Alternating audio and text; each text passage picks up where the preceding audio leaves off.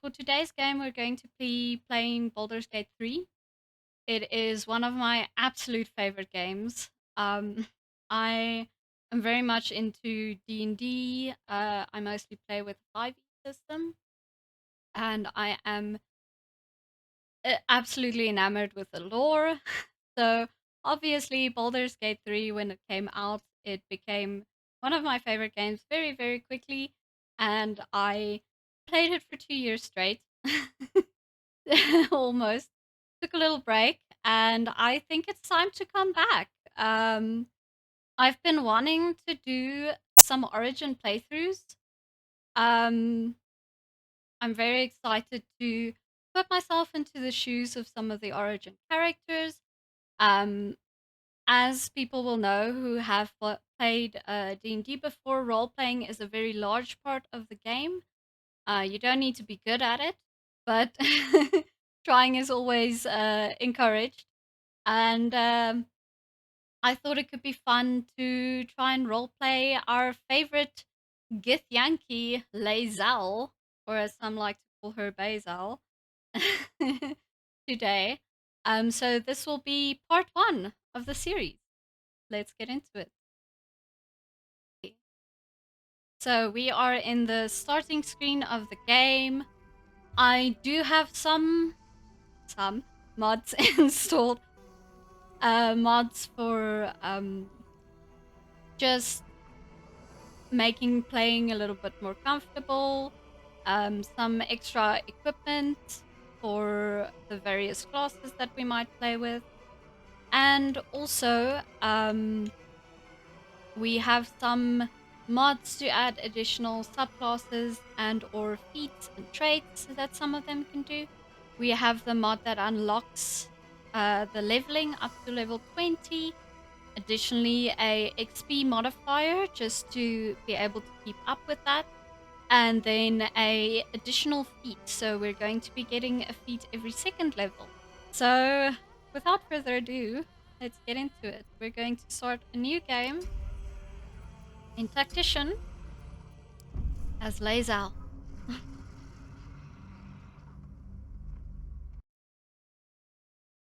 Let's watch the intro scene. One of my favorites. I've always loved Aberration. Just the thought of essentially like cosmic horror creatures coming into our fantasy world. Yeah.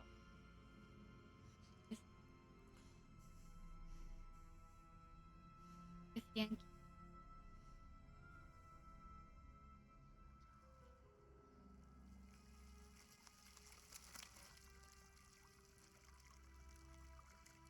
I will try to keep spoilers to a minimum in this game.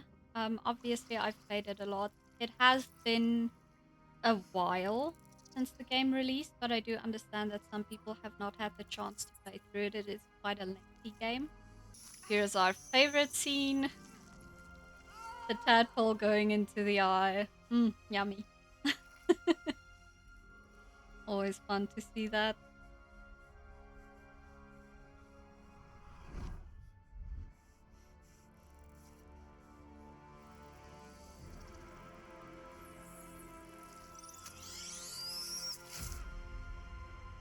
Here we go.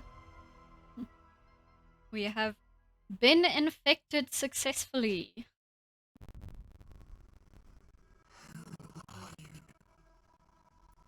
Not. Don't need them. Let's get into it. Lae'zel.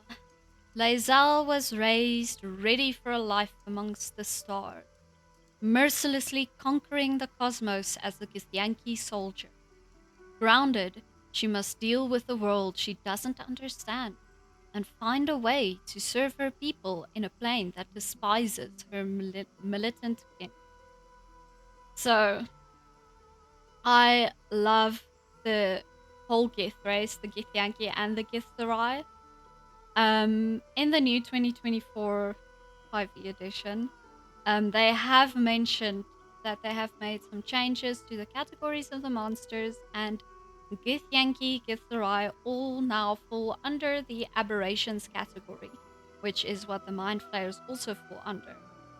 These are essentially cosmic horror creatures, creatures so far out into the planes that we could not even comprehend. The Githyanki and the Githzerai have been moved, according to them, to the aberrations category because they believe they cannot only be classified as humanoid, which I kind of agree with because if you know the history of the Githyanki, they have been enslaved by the Mind Flayers for millennia and only recently managed to get out of that. So they have been experimented on for many generations, changing them into something other than humanoid. Additionally, they do live amongst the stars, as we will find out from Lae'zel, perhaps, during the playthrough. I haven't done her origin playthrough yet. But they do live amongst the stars and not necessarily on Faerûn, the planet that the fantasy planet will be playing on. So they do not understand the culture of Faerûn. I do find her little quirks from that very enjoyable. We'll watch the introduction first. Yep. She's Since just a I was little born in the cold different, you know? reaches of world space, I have known but one purpose: to wield a silver sword and ride a red dragon in service of my regent, the Githyanki Queen Vlaakith. My first step on this path is to slay a mind flayer and bring its head to my queen. Welcome, There is Inlo, no by the flesh I way. will not Good carve, to see you in and the no chat. barrier I will not shatter to see it It's die. nice to have you here. I am the one who sunders. Yes, I it am the does. undying queen's most I'm unshakable gonna play with warrior. it a bit. I am Lae'zel of Uh, Kaleya. hopefully everything works. Oh, okay, let's look. Lae'zel, as we all know, she's a Githyanki with the ruthlessness born from Mind Flayer enslavement. Githyanki ride the astral sea atop red dragons, bringing their silver swords and psionic might to bear against any trace of the illithid menace. So illithid is just a different word for mind flayers. For any of you that aren't accustomed to the D&D lore, and the astral sea is what they call the environment where the Githyanki live. So it's essentially a collection of stars, asteroids, where yes, and time works very differently there. So, as an action, we have astral knowledge. We can gain proficiency in all skills of a chosen ability. That is a very nice thing from Githyanki's. You also get a cantrip, a psionic cantrip, mage hand. So, this is where you start to see the influence of the mind flayers on the Githyanki. Also, our racial features, we have a base speed of 9 meters that we can move per turn. I do have the game set to metric kilometers, meters, centimeters, just because where I live, that is what we use, and it's going to confuse me. So, also, we have Martial Prodigy, which means a lifetime of relentless training gave you armor proficiency with light and medium armor, as well as proficiency with short sword, long sword, and great sword. So, this is going to be a fighter build because that is what best fits a Githyanki, and also it is what Lae'zel is intended to be. Okay, so for the class, we're going to stick with fighter. Like I said, we do have a mod that adds some additional fighter subclasses. I also have a Mindweaver subclass installed if you want to play around with that a little bit. But there is a Psionic fighter subclass that I want to try, which looks very interesting. So, fighters have mastered the art of combat, wielding weapons with unmatched skill and wearing armor like a second skin. And then we have a special action from being a fighter, which is we get second wind. So we can heal ourselves as a bonus action. That is very useful. Hello, mister. How are you? Nice to see you in the chat for the first time. Good to see you there. Okay, so we're going to choose our fighting style. For fighting style, you have an option between between archery, defense, dueling, great weapon fighting, protection, and two weapon fighting. I usually go with great weapon fighting with Lae'zel just because, I mean, it's nice to be a big buff girl bashing in the enemy skulls. But I don't know. What do you think, chat? Should we maybe go into two weapon fighting? That could also be quite fun. Okay, try it. Yeah, let's go for it. I was thinking about it before I started. Could be fun. So for our background, we're sticking with soldier. It's the origin background that is chosen for Lae'zel. You are trained in battlefield tactics and combat, having served in a militia, mercenary company, and officer corps. Show smart tactics and bravery on the battlefield to enhance your prowess. So we get the skills for athletics and intimidation. So we are going to... I'm actually thinking we switch strength and dexterity. If we're going to be dual wielding, we'll be using finesse weapons, which means we'll be using our dex for our attack roll. So I'm actually going to switch it up. I'm going to make her a little more dexterous. Still give her some good strength. We can also always boost our strength with Hill Giant strength potions and so forth. There are many ways in the game to boost strength. We also do want to boost our constitution as we will be mostly a frontline fighter. We do want to be a little tanky. Intelligence, we can keep at a low. I'll put it at 10. She's not dumb. You know, if you've ever played through with her, she's not dumb. So I'll put it at a 10. Wisdom, we'll put it at 10 as well. And we'll make her a little, I mean, let's be honest. She might be charismatic on her planet, but on Faerûn, she definitely is not. Okay, so let's just take a look at our skills. We have, at the moment, acrobatics selected. This is very helpful, especially when enemies start shoving. It can be really annoying when you get shoved into a pit of lava, so we're going to keep that. And then we have survival selected. Now I'm wondering, because we are not very skilled in this area. Let's put it in perception. Actually, for that intimidation boost, I might go back. Debuff our wisdom and buff our charisma. Because I do like a good intimidation with this character. Yes. I might move it then from perception to history. Gameplay-wise, mechanically, it might not make sense. But story-wise, I think it does make sense. The Githyanki do know a lot of their own history. They might not be particularly knowledgeable about the history in Faerûn, but yes, I think that does fit. And after all of that, we can proceed. Ah, the Guardian. I forgot about this. Okay, let's just quickly make a gift. We'll keep her female. Sure. Oh, let's just get...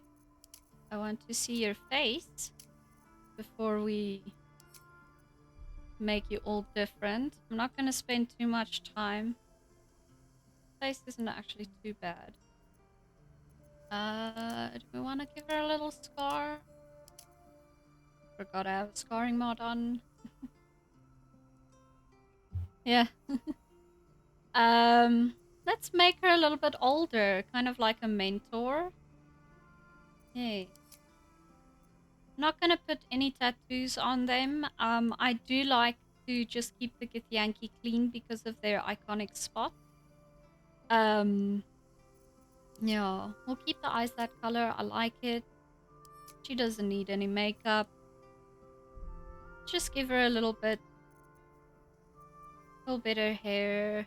Are we gonna go freaky? I don't think so. We'll try and choose something that fits a little bit with this character. That we are thinking up now, our dream guardian. Give her a Karen hairstyle. That's the attitude.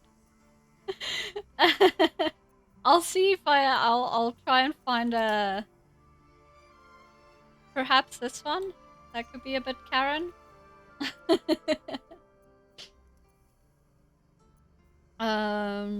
Close. Yeah, it's close. I don't want to spend too much time on making my dream guardian. So I would really want to. What about this one?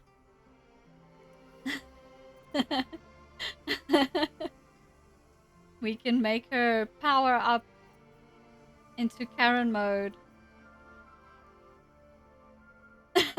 We demand perms. I'm sure there's a mod for that. This kind of fits, I think. I like this one. I'm gonna stick with this one. I like the hair color as well. She doesn't need facial hair. Yeah, I like this. Yep. Thanks, Enlo. Let's get on with the game.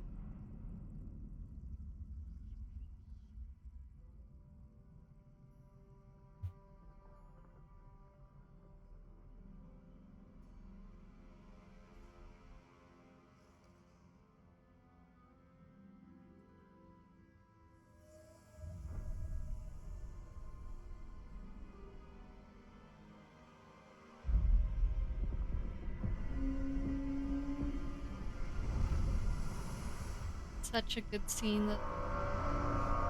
They really put a lot of effort into their cutscenes. It's every time I watch this, it's just captivating.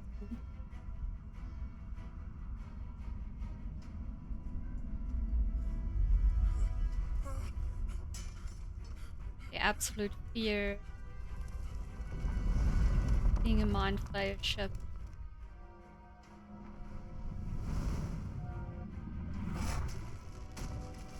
In the lore, abducting the people so that they can infect them, and essentially that's their way of procreating. In the lore, around about the time that is set now, a mind flayer ship is unheard of. Nobody has seen a mind flayer ship forever, essentially, in their lifetimes, in generations. It is a very, very rare thing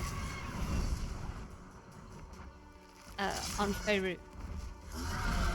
Then you can see there the red dragons, the followers of Tiamat, the dragon archdevil, the chromatic dragons. They are the evil aligned dragons. The Githyanki on top of them, riding them into battle, going to face the illicit threat. Very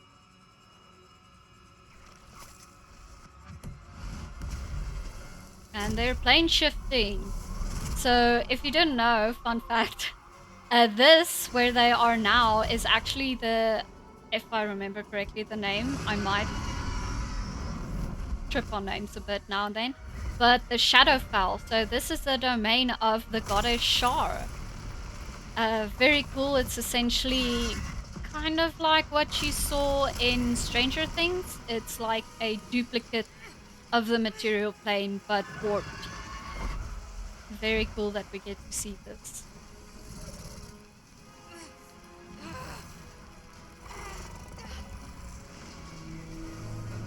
You see Lae'zel struggling. She knows what's going to happen. And she knows what already has happened.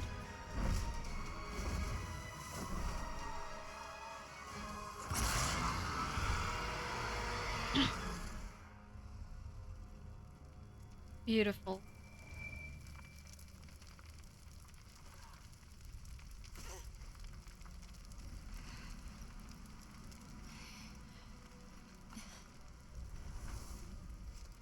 Such unique character models as well. I really commend them for the effort and the utter passion they put into making this game, you can really see it coming through. And just that scale of how big a mind flayer ship actually is. It's insane. You will hear me nerd out a lot about this game and D&D in general. They are now in the first layer of Avernus. Avernus being one of the layers of the Nine Hells, where in D&D lore you have the devils, which are lawful evil. They like to make contracts, and they're very witty and conniving creatures. In contrast to their demons, which are chaotic and live on.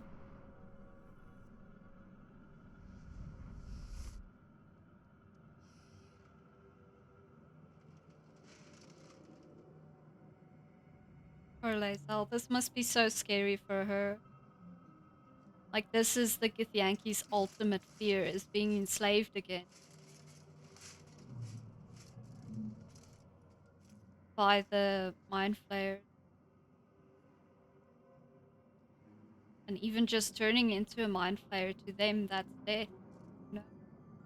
It changes you. You're never the same. Okay, here we are. Where am I?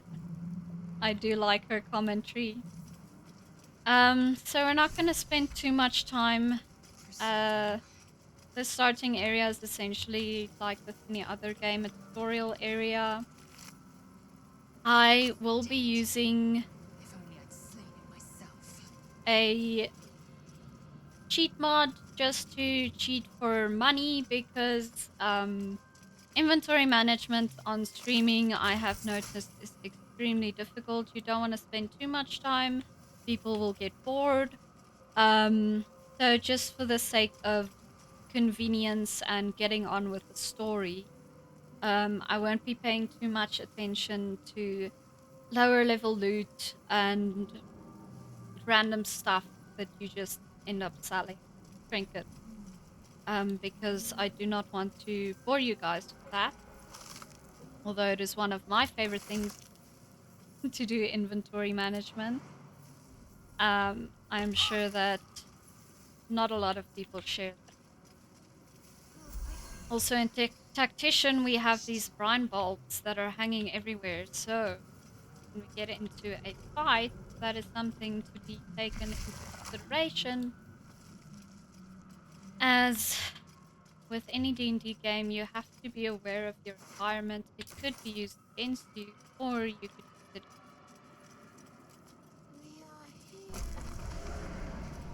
it. Let's go quickly say hello to us.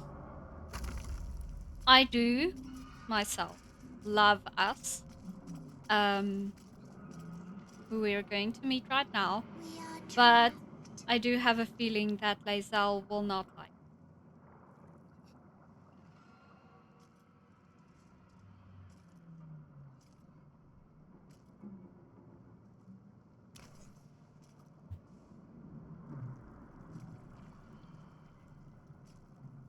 Yes, you've come to save us from this place. From this place, you'll free us. You realize you're talking to an intellect devourer, a minion of the mind flayers who abducted you. We saved that passive, Please. failed that passive But will they perception check. return? They We return. decided to dump our perception. I will go with the Githyanki option. As we are playing a Githyanki, it is the obvious option to go to. A pit of Ghaiks come. Destroy the intellect devourer while it's vulnerable.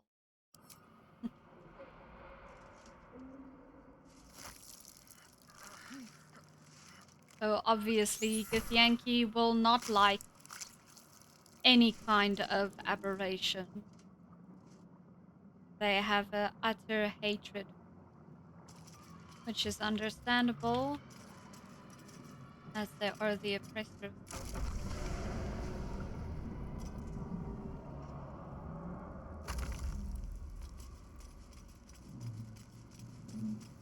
Move forward. We have to find our way out of this mess.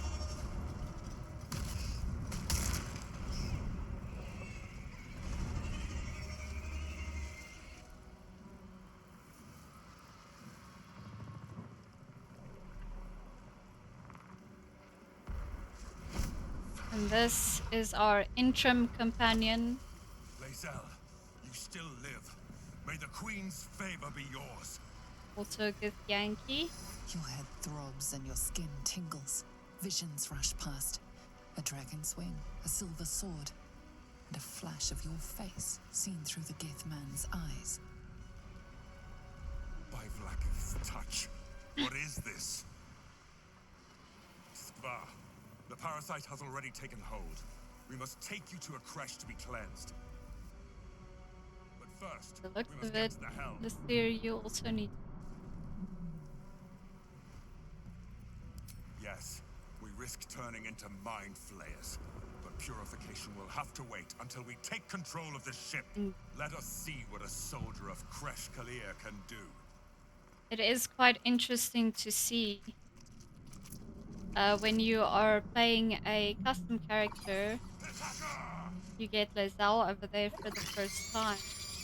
And she seems very confident. But when you are playing her here as an origin character, you realize that she's actually just scared. Okay, let's go with our main hand attack. Let's kill these imps. They are low-level creatures. Oh, low-level creatures of furnace. You okay? And a long. In with your summit. Luck is with us.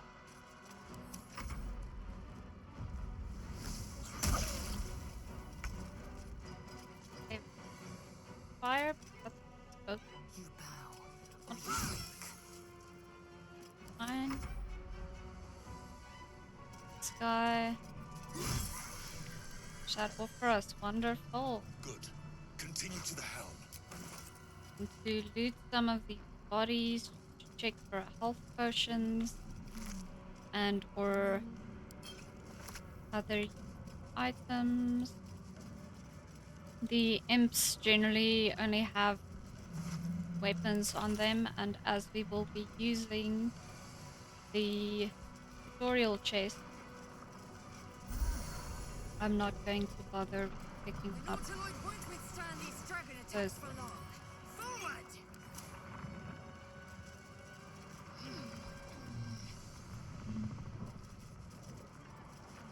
Let's go up this body horror into the sphincter.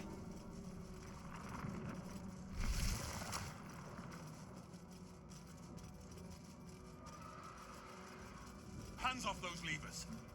Who's to say what they'll do? As I am a Githyanki, I will listen to my kin.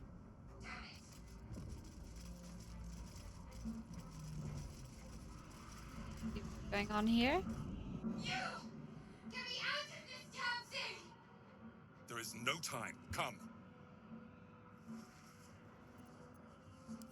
No! Huh? Wait! We are Githyanki. We don't care. Quickly then. We care for our kin and our survival. This A pod for every victim. Disgusting. indeed. An eldritch rune. Strange energy buzzes through this alien object. You are sure you've never seen anything like it, yet part of you recognizes it as a component of a bigger machine. An unusual item. Where does it fit? Might be useful. Let's go back.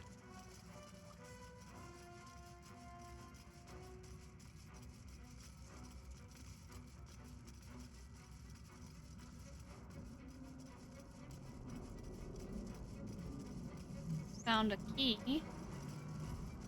It. We'll pick this up. A part of me does want to metagame and get my healer.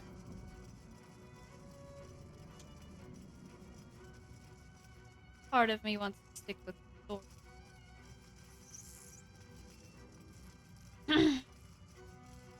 What do you guys think? Should I get Shadowheart, our favorite, God's favorite princess? Or should we just keep going? Okay, well, let's go. We might die. I've never done this fight without my trusty healer, but we never know. We could roll lucky. A lot of this is RNG. So let's get on with it. I've spent enough time on here. We're gonna leave poor Shadowheart behind. We're going to listen to our Githyanki king.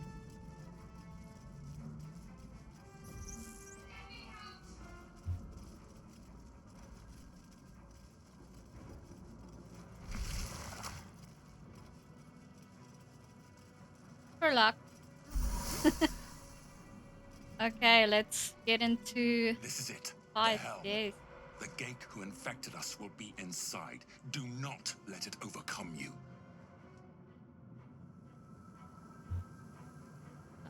Go, go. So usually when I do this fight, I will go all in, try to kill everyone, the Cambions, the Mind Flayer, everything to get the extra XP, but I think seeing as we are role-playing Lae'zel into the unknown indeed, seeing as we are role-playing Lae'zel, she's always saying ignore them, just go for the transponder, so I think that's what we'll do. Fight our way to the transponder. We'll lose a little bit of XP, but for the story.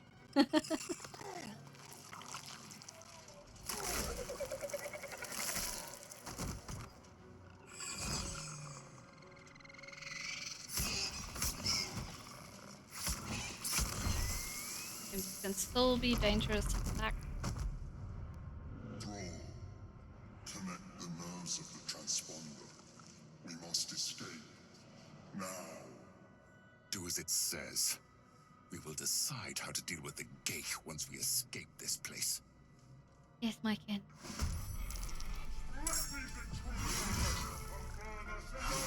Ooh, rough start. I must connect the helm. I always like to deal with the spore first.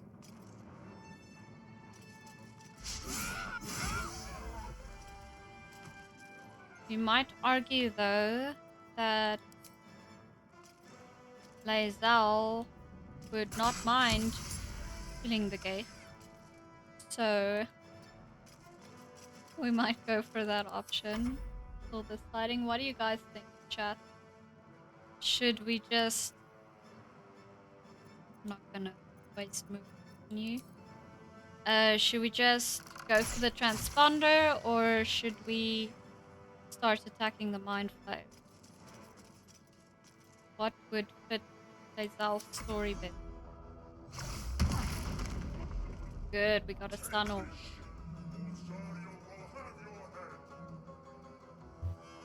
Give you guys full time.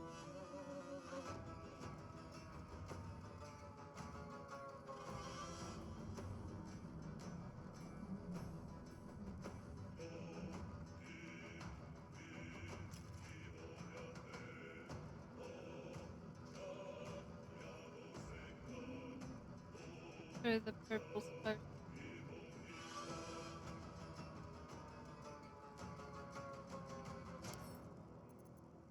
Good.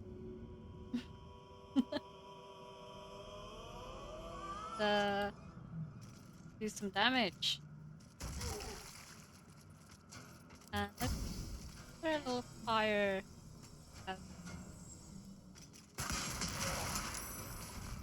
Ooh. Was just out of that explosion range. Good. We damaged the Mind Flayer and the Cambion. That was fun. Let's see. Do a little astral stay. Let's try seeing if we can do that again. That was fun. Oh, man. Oh, that was my action. I forgot he only has one action. Okay. I just don't want him to stand in the fire. Fly over.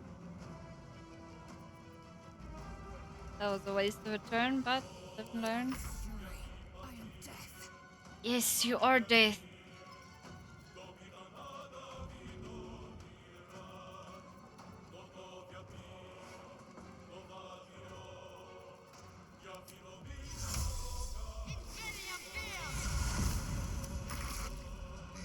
To me. Connect the transponder.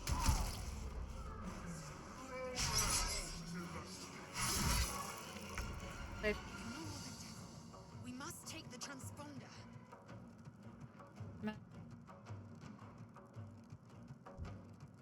think these are a little bit. Yeah, they're a little far.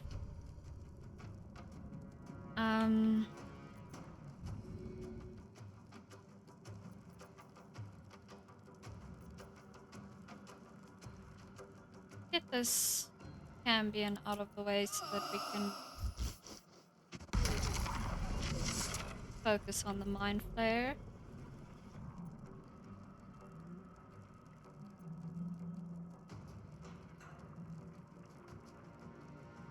And burn.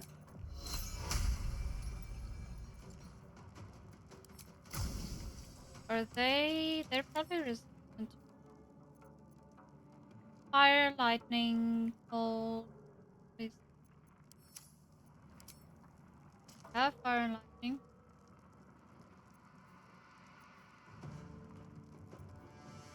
Here we go. Missed, but it hit the Mind Flayer. Ah, that was beautiful. Here. Got scene going. Connect the transponder. Now.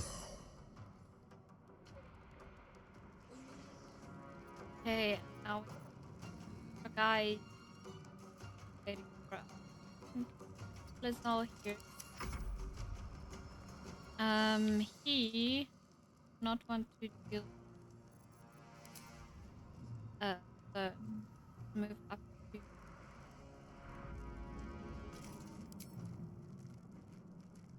enemies.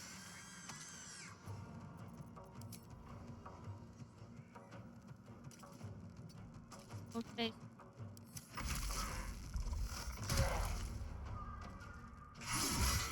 For your spine is mine. No time left. I must reach the helm. But you so wanna kill that Mind Flayer.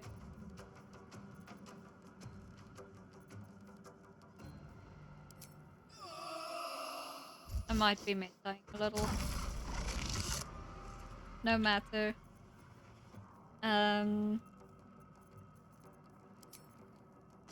I would like. I wanna attack him. Peaceful eyes. Fire. Okay. And then let us not trip on the ice. Here we go. Got them decks. See if we can get a cleave off. And 2 in 1 there. And then he notices Lae'zel. No.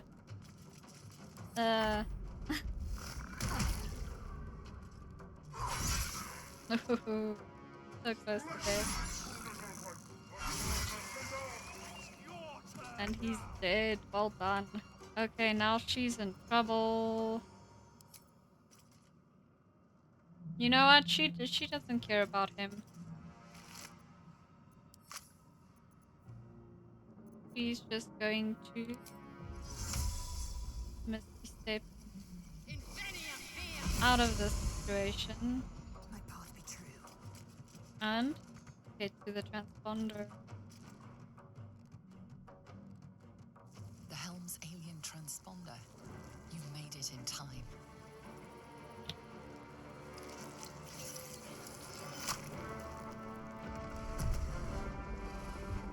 Take a little sippy of water. Remember to drink water. Stay hydrated.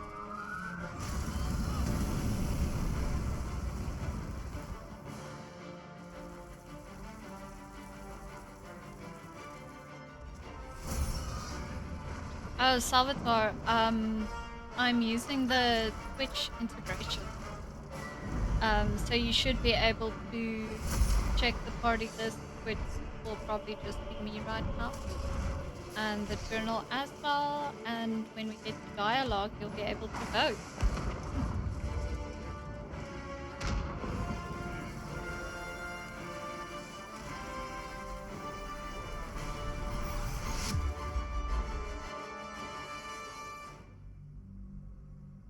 And there we go, tumbling down. Hopefully we managed to plane hop back to Faerûn. Pretty sure she would have preferred to go to the astral spheres, but not.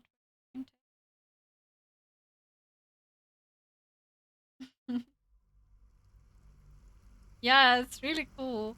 I've seen it before, but I haven't like obviously personally played around with it since this is my first stream. But could be a lot of fun. I might start a chaos playthrough at some point, and then chat can just take over.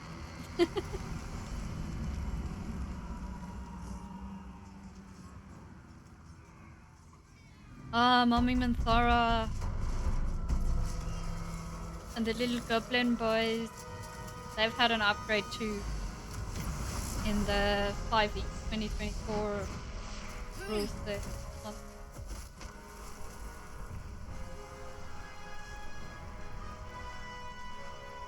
Coming face to face with her greatest fear. And then being gonked. Goblin genocide run. Hell yeah! Hell yeah! I mean, we're Githyanki. We kill whatever's in our path. We gotta get to that purification device.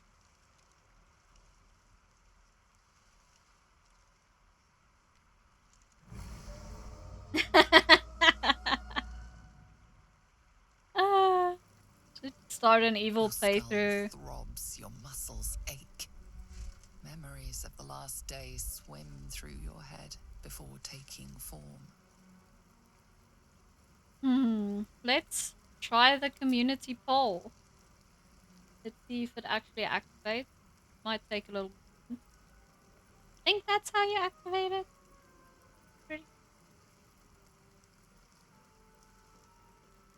I might have to fiddle around with these, honestly. Let me go. Okay, once through. Excellent. It works. Huzzah! Oh, come on, guys. You can't split 50-50. Don't do this to me. I don't like making decisions.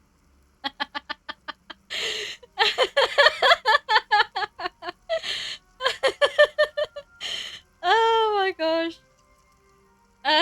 Okay, let's look at our options. I guess okay, flip a coin. Flip a coin. I don't have the thing that you had, Enlo. But I will flip a coin. There we go. It's flipping. Oh wait. We didn't decide what it is. Okay. Number 1 is heads. Number 2 is tail. Okay. Flip it. We've got tails. We have tails. Summon your resolve. The Ghaik tadpole will not be the end of The pain Yes, brings the Lae'zel word into focus. strong. Whatever this place, Lae'zel strong. Vlaakith's protocol. You must locate a Githyanki crèche. It is only a matter of days before tentacles split your lips and your skin turns to gore. At a crèche, you will find your kin. The tadpole will be removed and you will be purified. We must get to the Githyanki crèche. Enla, I mean the monitor screen. Didn't set that up yet. Oh well. Okay, we are on the beach, guys. Let's go to the beach. I will be looting. Oh no, Lucier, our kin. Look, guys. His spirit now swims the astral sea. He did. Let's loot him. I wanna take back all of my stuff. And others. I will be looting alchemy ingredients.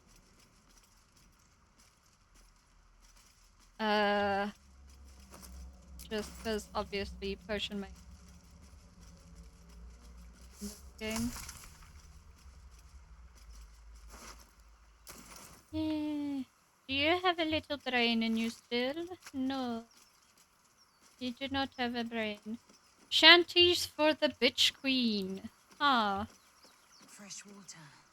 There will be a settlement near. What are these shanties? And we will all row with the spray upon our neck. Spray upon our back. Oh, wow. Wave, mother, lash us to the prow. So what is this nonsense? This istik nonsense. I do not understand this istik.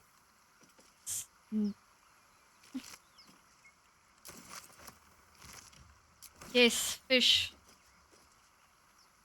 On the material plane we have to eat. What's on the stage, Fisher? The letter. I don't care. I am Githyanki.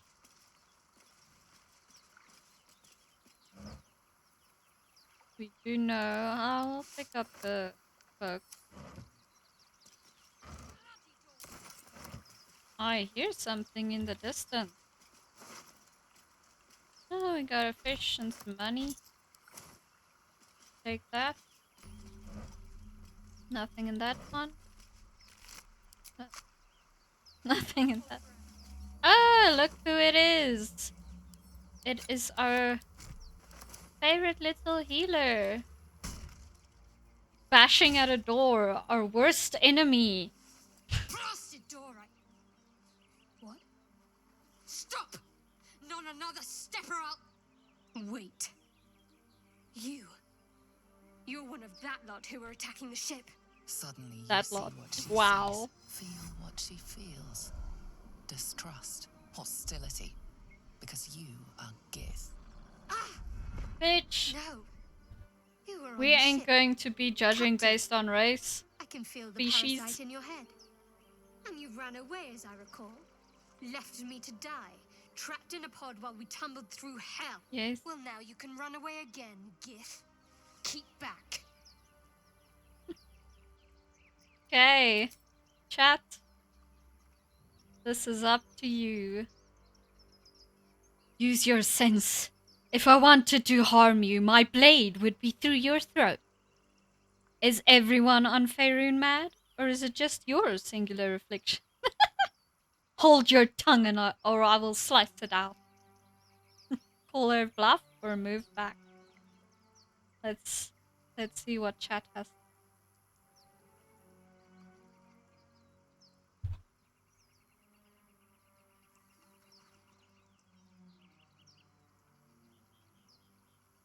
We'll go on a little break at 12.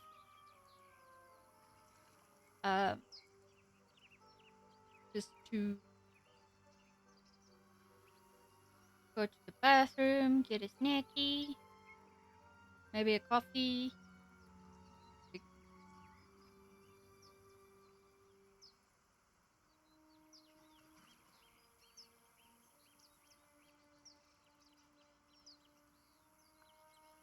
Call her bluff, you say, and eat. She's bluffing. We might not be wise, but we are smart. Kind of. Oh shit.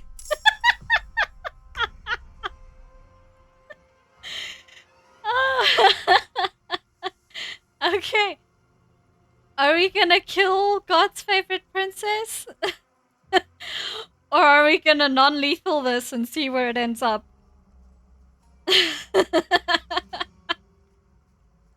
It's really funny. I've never left her behind. And I guess because it is Lae'zel, she's always been distrustful of her. I guess we weren't that smart. So, lethal, non-lethal. What'd you guys say?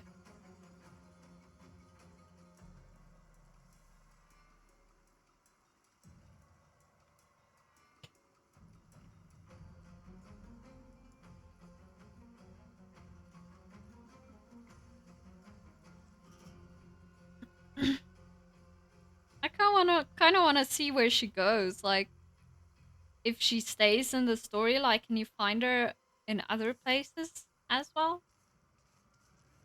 Will she still be hostile?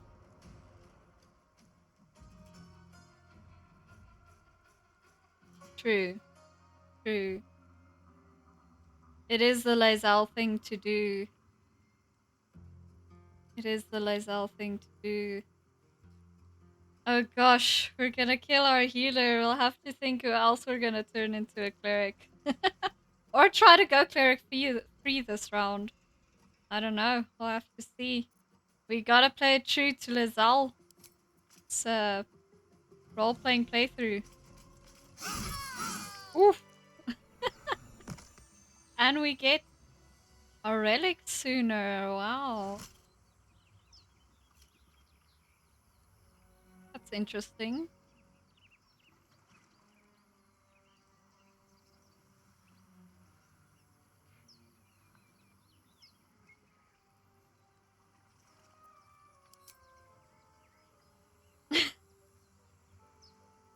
I would think that there would be a thing here like she recognizes the Githyanki text on the artifact. Because, I mean, later in the game she does. Yeah, it makes the most sense. We'll keep it.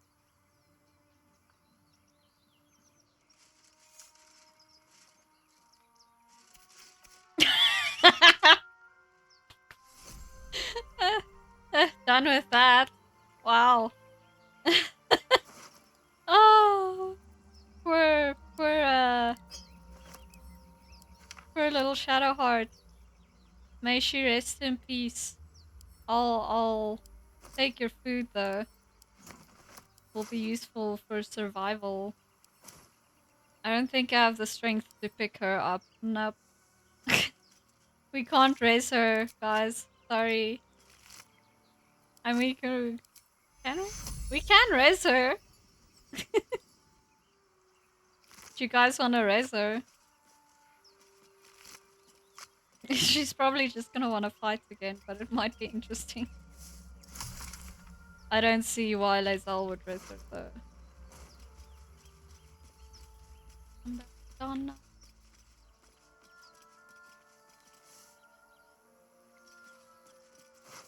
Oh, we're pretty loot.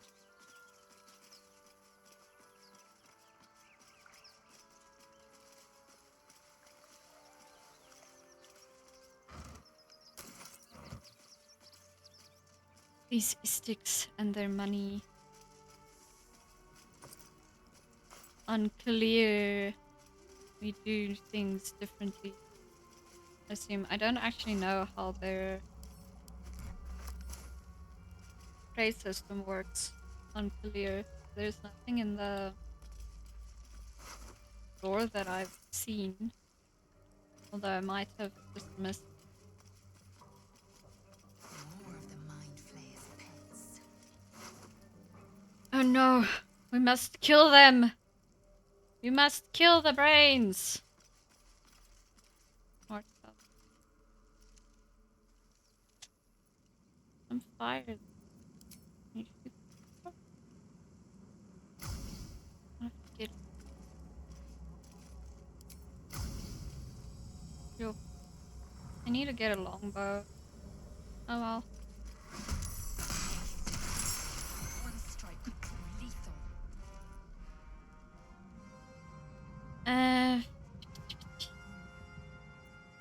Do they have any resist? No. You have fine. They are weak. Where's the other one? Isn't there usually 3? Did I kill it already?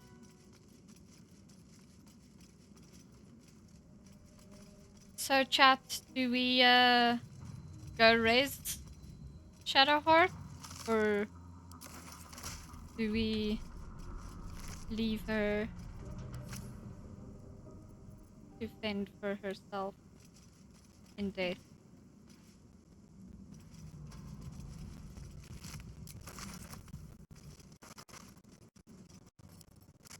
Or Open up.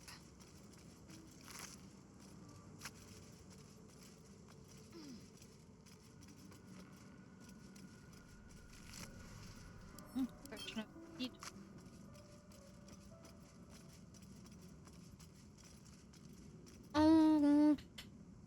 Why not?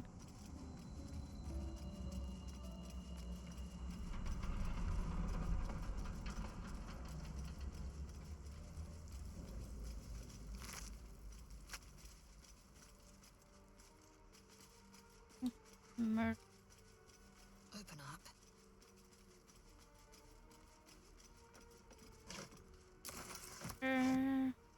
no. Oh no. Found No. and taken. Mercos.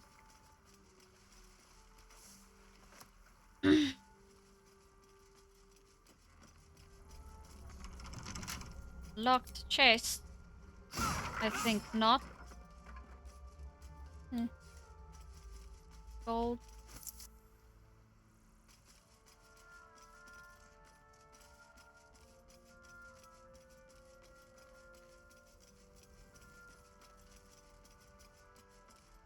Balsam. Cure wounds.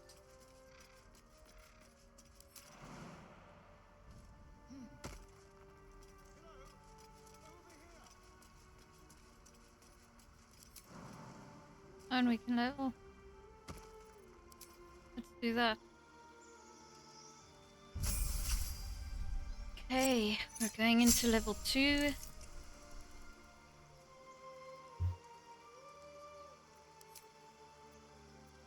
And we will be taking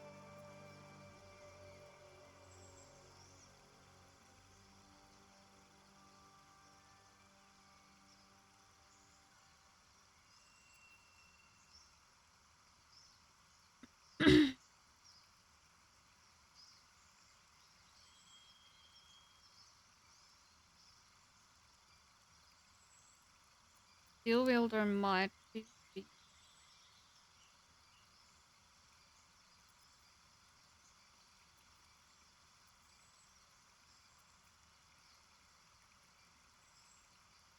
Could also be useful to buff our con. Keep us up longer.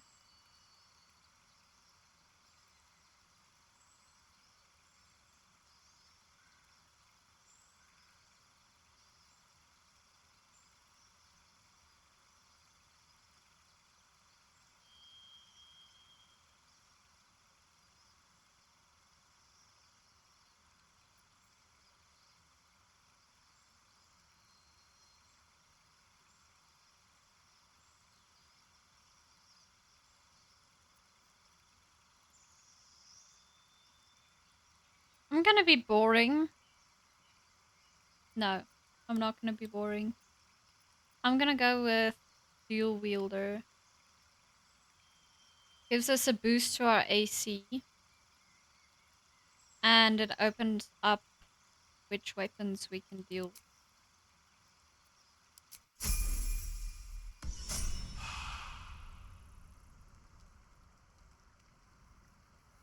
What is this? A rock?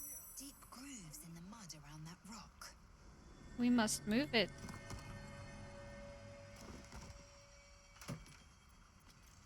Health potion. Book. What is it? Purpose map. Huh. Could be useful.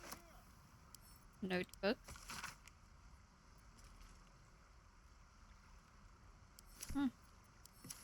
Local saloon at stick. These irritating istiks know a goddess when they see her.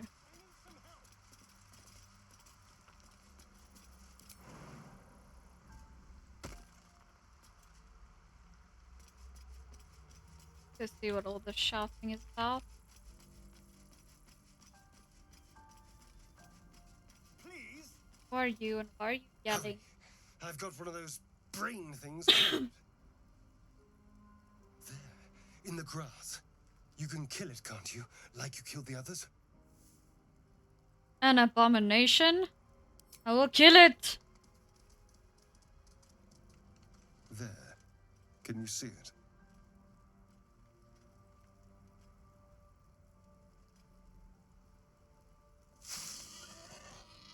Just a dumb boar. You're relieved until you see the flash of a dagger. Oh no. What do we do now?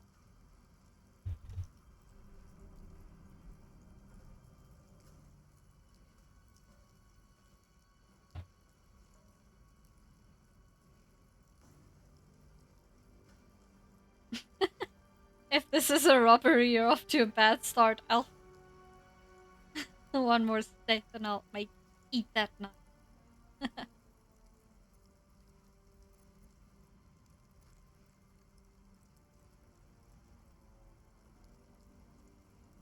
Give it a little longer. Strange, I can't. It would be useful if it tells me how many of the chatters have voted. Can't see that though. Sort of like when you're playing multiplayer, it just shows you which option was chosen. Okay, go for number 3. One more step and I'll make you eat that knife. Yeah. I guess, I mean, I can probably veto if I don't like the options. That was like the highest option that was chosen. Geez, I don't want to kill all the companions. Let's see what happens though. But first you'll tell me what you know. You might be a little bit more forgiving. You're in league with them, aren't you? Then those tentacle. Ah! Your mind twists. You're looking Shut at up. unfamiliar eyes, prowling dark, busy streets. You try to hold the memory, but it fades to the worm. The light, the fear. One that fears society also. Just like me.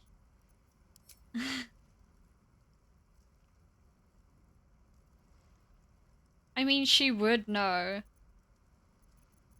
Or like a extra option where she berates him for not knowing about the Ghaik parasite.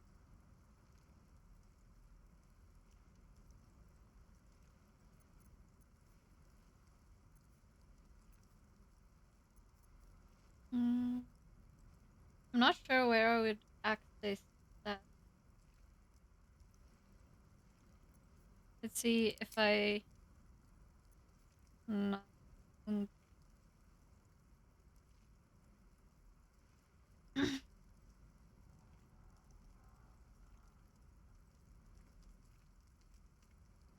I mean, it's fine if it doesn't.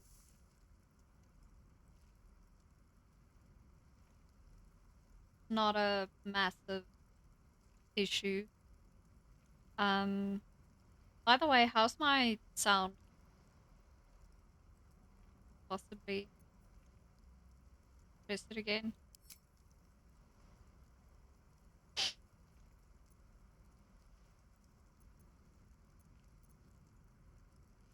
Okay.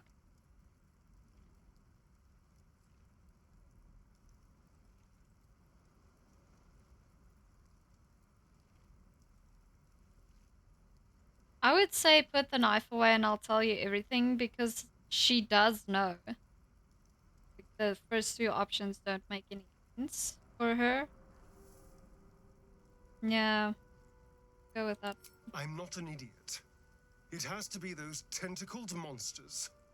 Something they did. They took you too. I saw it during whatever just happened. And to think, I was ready to decorate the ground with your innards. Apologies. Oh, Faerûn. You are a sweet little boy.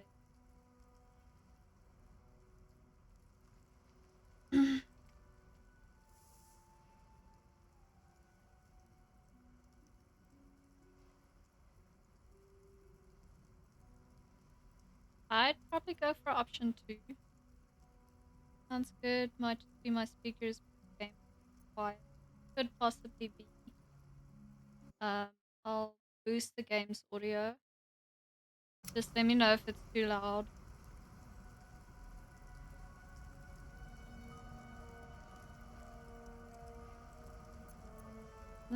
Glad to see we're all caught up now. Indeed we are. Please, allow me to It's kind of introduce funny that myself. he's like trying to flirt My with the name's Githyanki right now, and she's probably I not. was in Baldur's Gate when those Like, beasts snatched me. just going over her head. Okay, I'll choose the option here. Lae'zel. A Sweet pleasure. and short. So, do you know anything about these worms?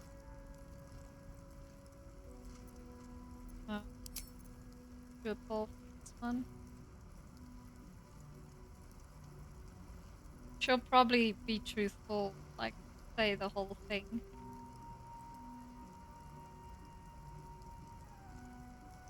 Okay, cool. Thank you. Thanks, Salvatore. Yeah. Turn us into... He has the best reactions though. Of course it'll turn me into a monster. What else did I expect? Although, it hasn't happened yet. If we can find an expert, someone that can control these things, there might still be time.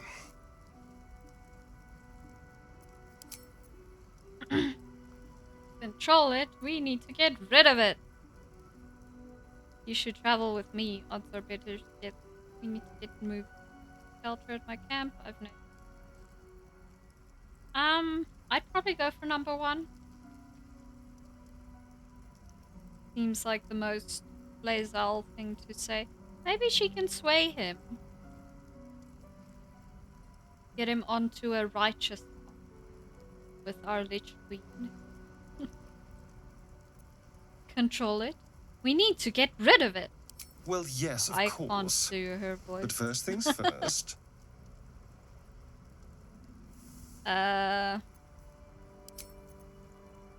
Vote on it, but I think we'll probably... I mean, she does care in a very odd way for a Githyanki. Like when you're playing a origin character, she does like even take you to the crèche, which is a big no-no for them. So, but let's see what chat. No.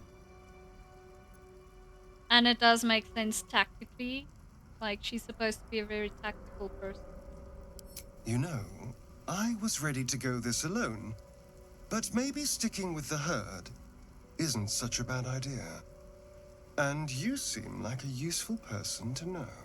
Yes, I am. All right. I accept. Lead on.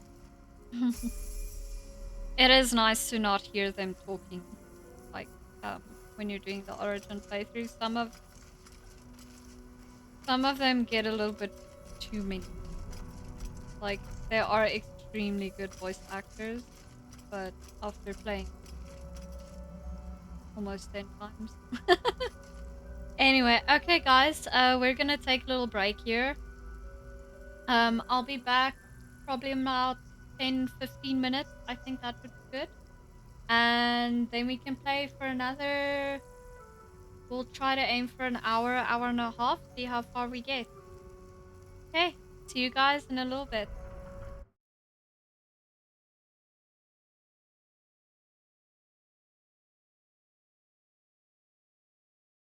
Okay, welcome back everyone. I have my coffee.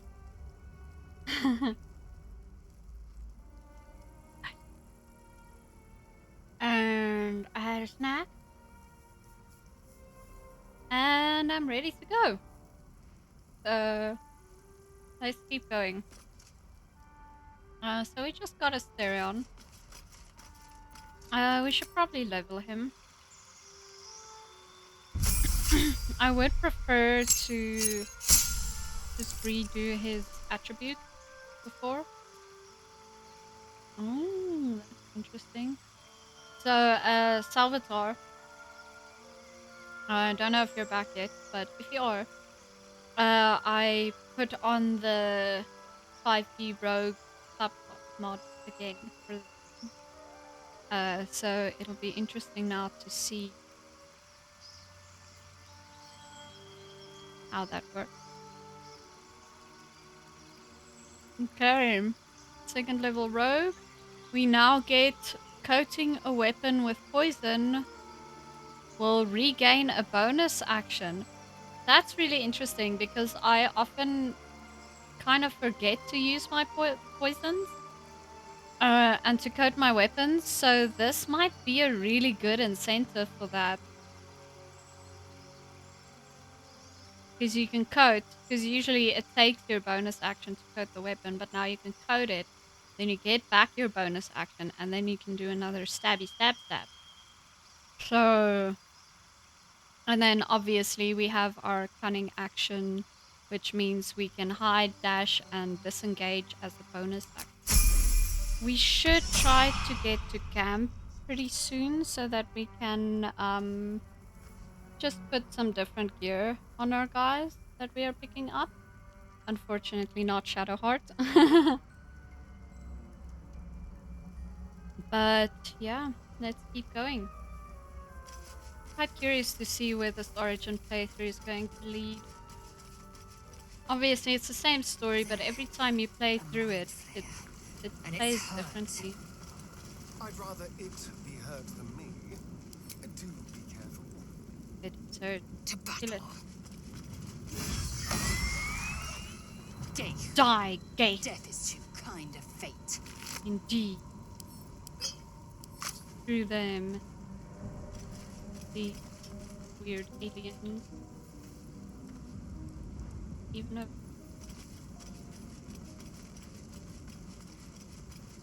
just let me know if me zooming around on the screen is a little bit too much. I'll try and keep it at a minimum, but I might.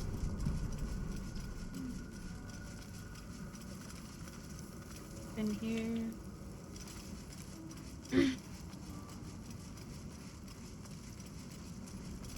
Go up here.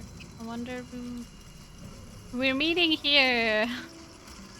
But I do know that there's some loot here.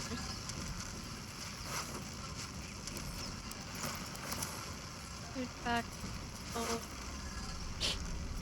Some healing potions. Always useful. Let's go see what is this odd thing. That room looks unsteady. Something's wrong. Would Lae'zel touch the...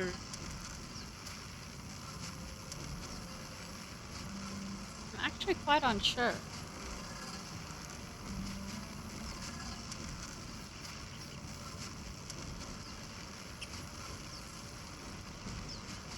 Let's see what happens. Approach the sigil on the stone. Magic glitters and swirls from it erratically, as if malfunctioning. It looks slightly dangerous.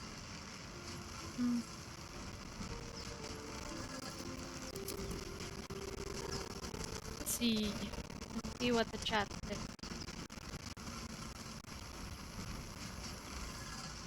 Do you think that Lae'zel could touch the sigil?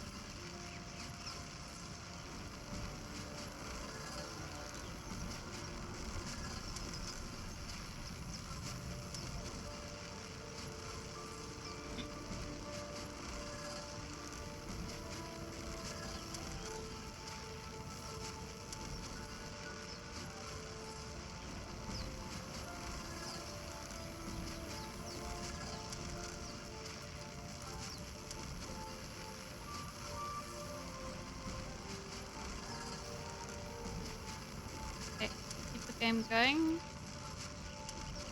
Let's flip a coin. Head, touch, tail, not touch.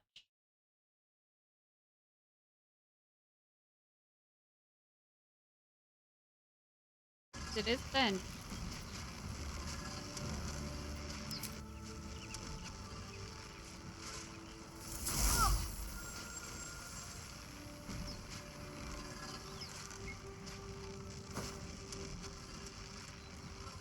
A hand? Anyone? What is this istik magic?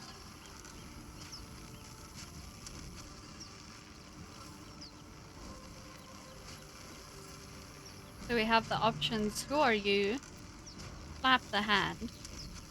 We can grab the hand and pull. We do have a +3 on strength. Or decide it's far too dangerous. Leave him to his fate. I wonder.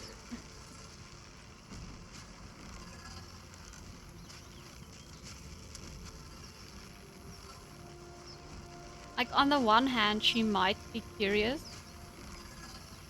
Like, what the hell is this hand? Like, what's this guy in this magic ball? What is this istik doing? He looks powerful, you know?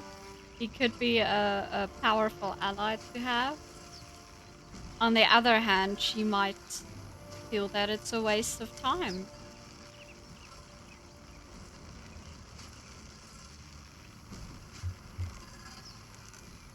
You know, I think she would like a powerful ally. Let's go with grab that. Our test of strength. I did get mysterious artifact die for us. I forgot to put it on. Ooh. I won't be able to read the numbers, but hey, it'll be a surprise. Why not? Why not? Ah, hell yeah, let's do this. Let's go. An 18. Lae'zel strong. That's it! Go on! Keep pulling!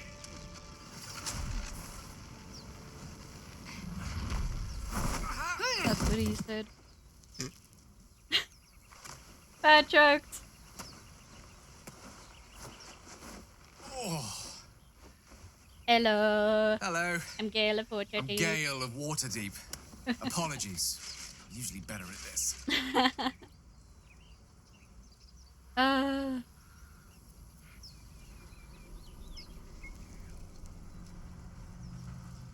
At introductions, in crèche, we greet each other with a bow. At magic. Say, but I know you, don't I? In a manner of speaking. You were on the Norse Lloyd as well. Mm-hmm. Yes, I was. She might be curious how he got stuck in the stone. She tried to fish out what kind of power he has. Try and figure out how she could make use of this asset. So, I don't know what transpired exactly, but the ship broke into pieces and I suddenly found myself in freefall. As I was plummeting to certain death, I spied a glimmer quite near where I estimated my body to impact with less than savory propulsion. Recognizing this glimmer to be magical in nature, I reached out to it with a weaving of words and found myself on the other side, as it were. How about you? How did you survive the fall? I took control of the ship and landed it safely to save the day. uh, I kind of feel like she wouldn't be so boastful though. I would like a different option. Like maybe if I were role-playing her in a PT tabletop game, I would perhaps recount the adventure, the terrifying adventure of coming face to face with the Ghaik and taking control of the ship. Just to be a little less boastful. But I guess it is the closest thing we have.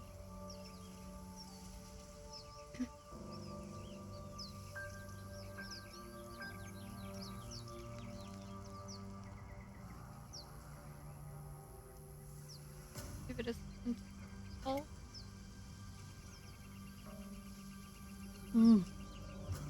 Coffee good. Coffee good for the soul. It's like,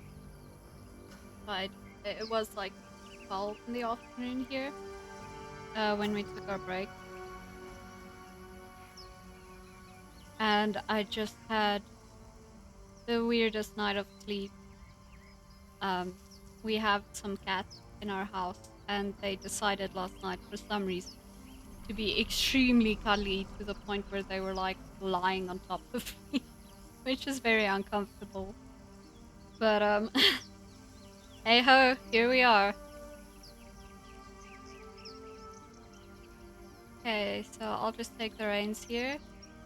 I'll say I took control of the ship. But in my brain, I'm kind of making it less boastful. That vast burning wreckage behind you somewhat contradicts your story, but here you stand. So who am I to argue? Still, swashbuckling heroics aside, I have the unfortunate suspicion your survival is still very much in jeopardy. Indeed. Back on the ship, you too were on the receiving end of a rather unwelcome insertion in the ocular region. Were you not? Couldn't have phrased it more repellently myself. No use sugarcoating it, is there? Nope. As a Githyanki, it's no news to you that this parasite will soon turn us into mind flayers. An outcome I'd rather like to avoid. Indeed. You don't happen to be a cleric by any chance, do you? Do I look like Doctor. a cleric, my guy? Surgeon. Uncannily adroit with a knitting needle. I could cut you open from navel to neck. Guess we go with fighter option here. My hands are better suited to less delicate pursuits. I can offer you a swift end, but I couldn't cure you. I do know of a curing device, but I'll I suppose few enough later. can. Not exactly a common affliction. We're most certainly going to need a healer, and soon too. How about we lend each other a helping hand once more and look for a healer together? You know what? Yeah, why not? You look quite powerful. You already knew about the Ghaik. You're already more knowledgeable than any of the other companions that I have picked up, and you didn't judge me based on my species, so sure. Sounds like a plan. You're welcome to join me. Most excellent. Parasite shared is a parasite halved. Or something to that effect.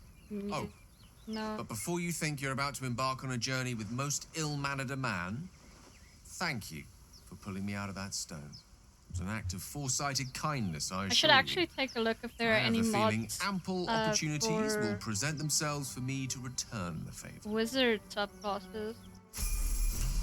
That could be quite interesting. I am thinking about respecking Astarion to be a bard. A rogue does fit him, kind of. But, I mean, he was a magistrate in his previous life. And as a magistrate, he was probably quite cunning and charismatic.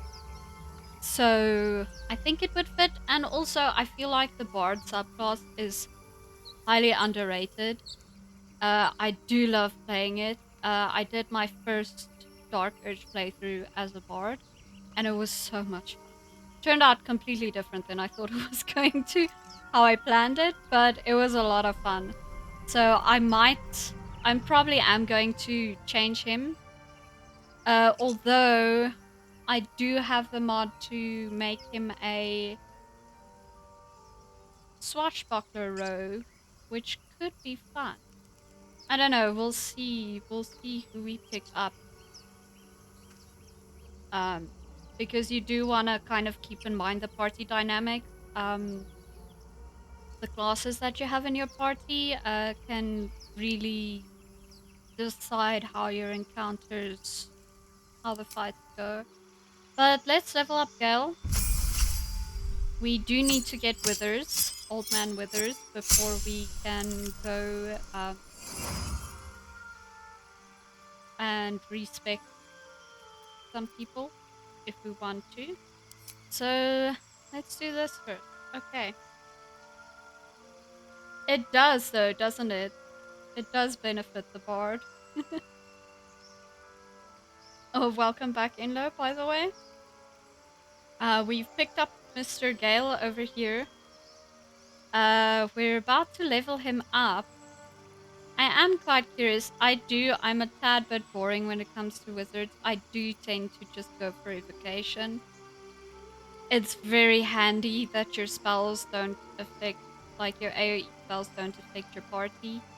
It doesn't matter, you know? It's been a day. I'm sorry, buddy. Oh, at least it's Friday. You've got that going for you. And we've got the Enshrouded stream coming later in the day for us. So what is our time zone? I should probably know this. But you guys will see GMT +2. So for us, probably at around like 6 p.m. GMT +2 time. Standard Africa time. We're going to myself, and thank you, Enlo. Myself and Enlossus are going to stream Enshrouded together. So that's going to be a lot of fun. If anyone wants to join in, come have a look at that. We have quite an exciting adventure ahead of us in there.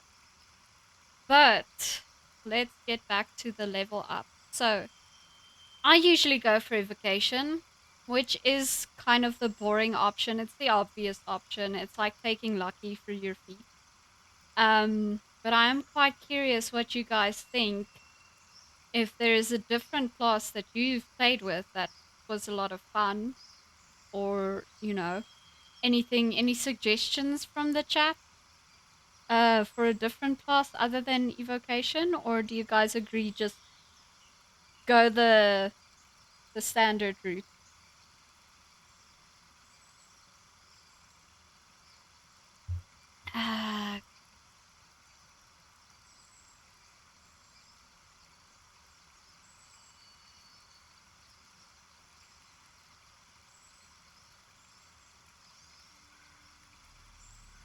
Give you a little bit of time.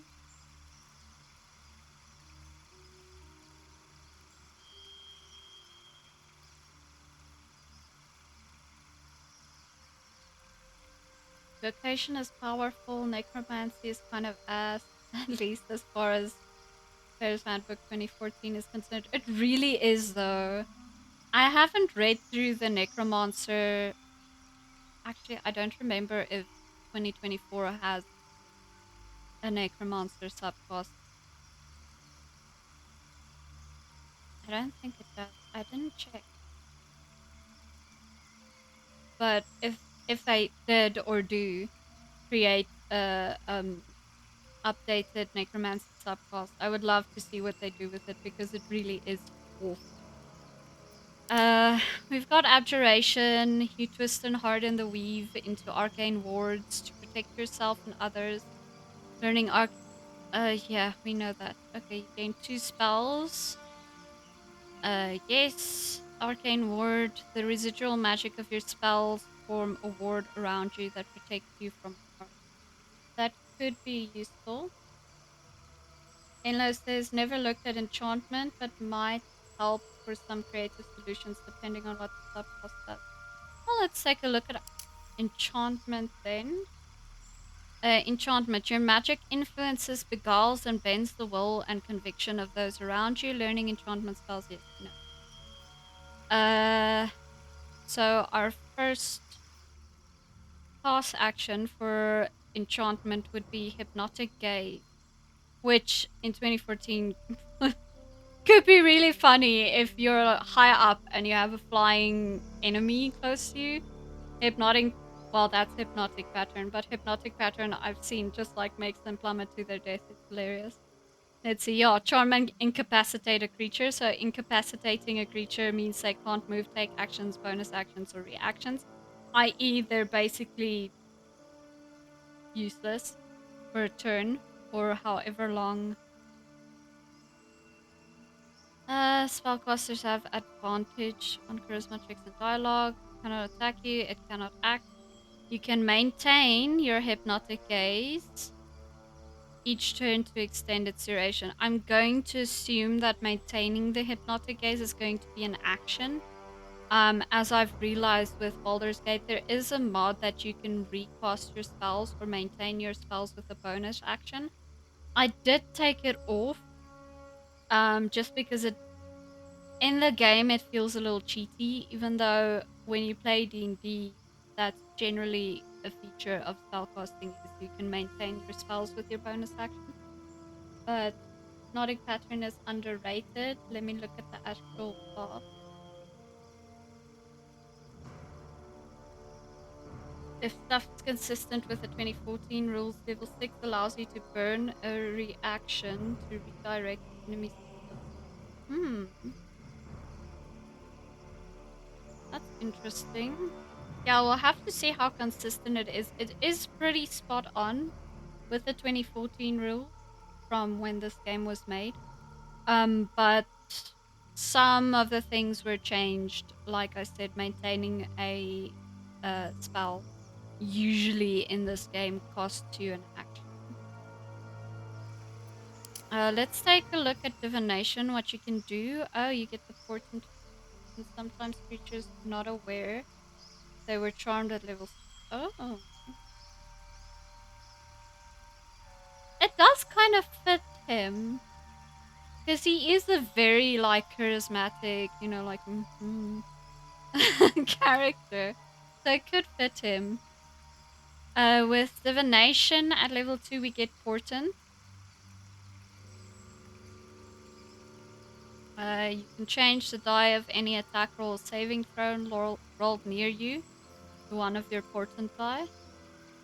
That could also be useful. Illusion gives you improved minor illusion, which means you can cast it as a bonus action. You can remain hidden while casting the spell, and the spell can be cast while you're silent. That's quite interesting. Enlo says, yeah, he can magically gaslight people into not believing he's been any bish for the last week. For real though, man, for real. Transmutation gives you experimental alchemy. You can brew 2 alchemical solutions instead of 1 when combining extract. If you succeed a DC 15 medicine check. Thank you. I just got McDonald's. I have such a sweet partner. He got me chicken tenders. Can you see that? With my favorite sauce, the jalapeno dip. Oh, he's so sweet.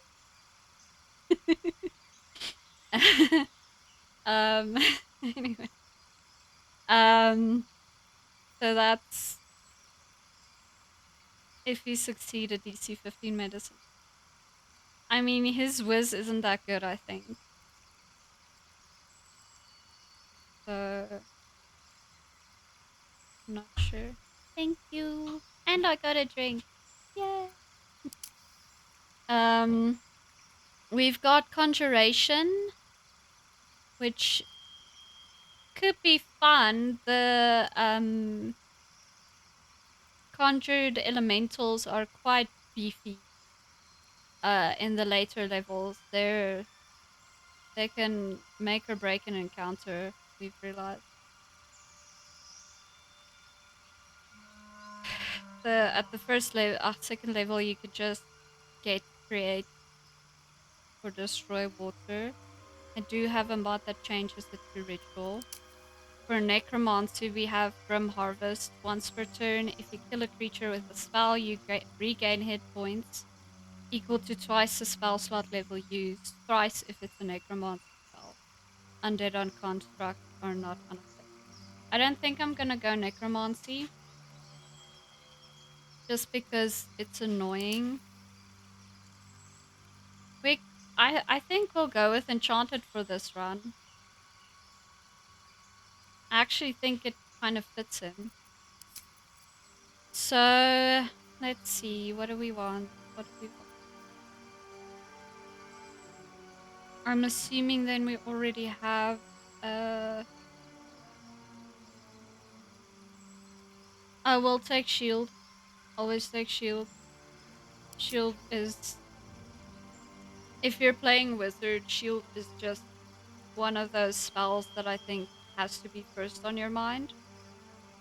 It gives you a +5 boost to your AC for the whole round.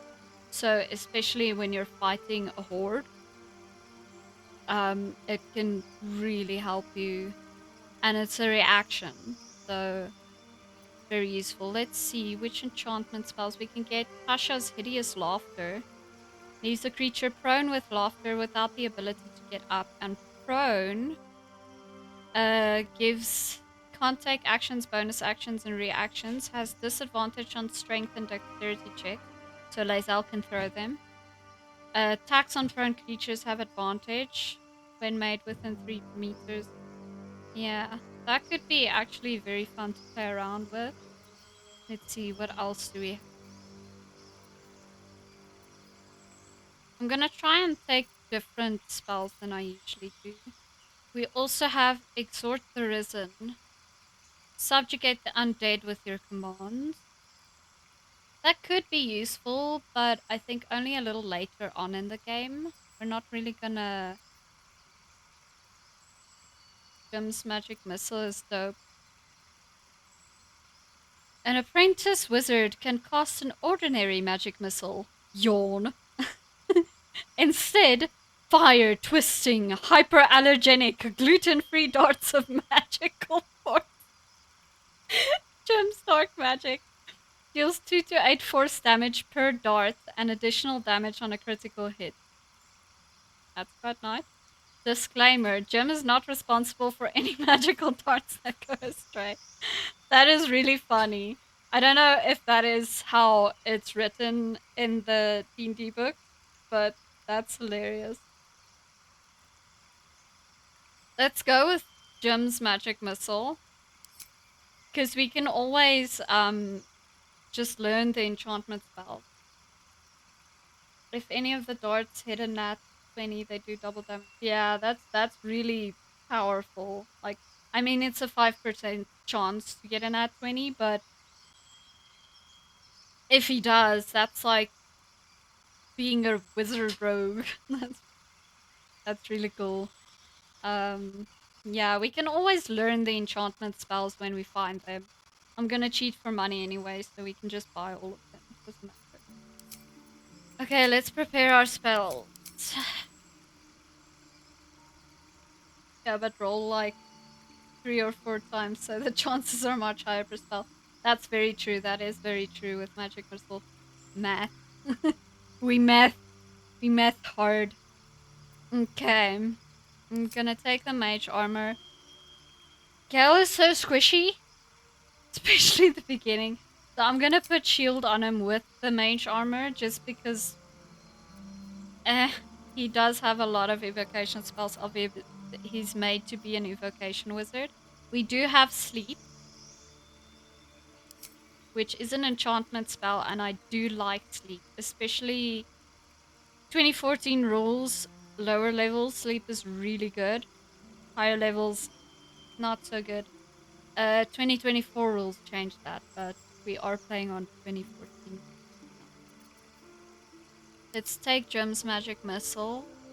And I do like taking Thunder Wave because it is nice when your wizard is cornered and they have enemies up in melee. It is good to have a spell that can just knock them back. So I think I'm just gonna go with that. For his feet, Mr. Gale.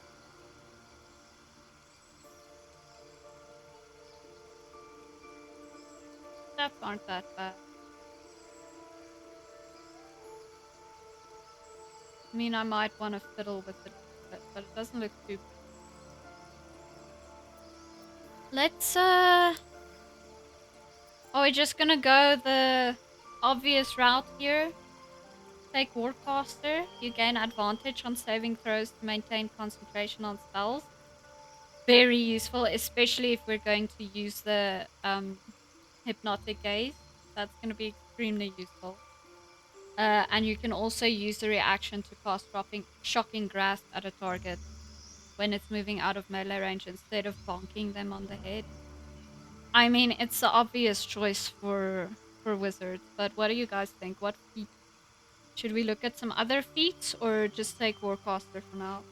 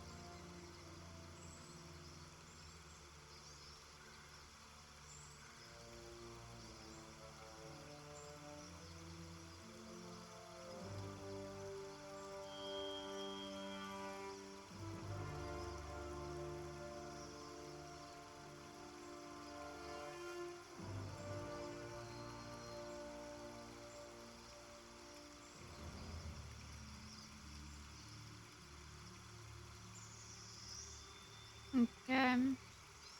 I think we'll just take Warcaster for now. It is the obvious feat to take with Spellcaster, honestly. I could just go and up their ability points right now, but because you're actually only supposed to get your first feat at level 4, I'm not going to use it for that just yet. Otherwise, it's going to feel too overpowered. Okay, I'll take Warcaster. That's always very useful. I would like to have some form of healer. I mean, bards can do a little bit of healing, so it might be useful to respec Astarion. I do also want to get to camp so I can clothe them in appropriate attire.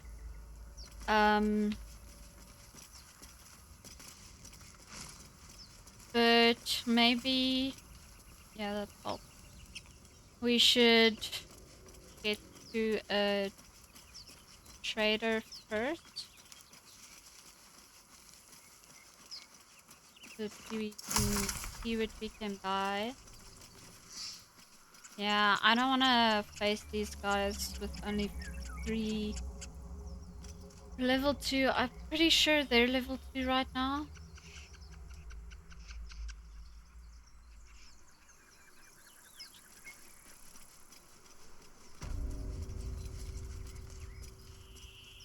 Yeah, they're level 2.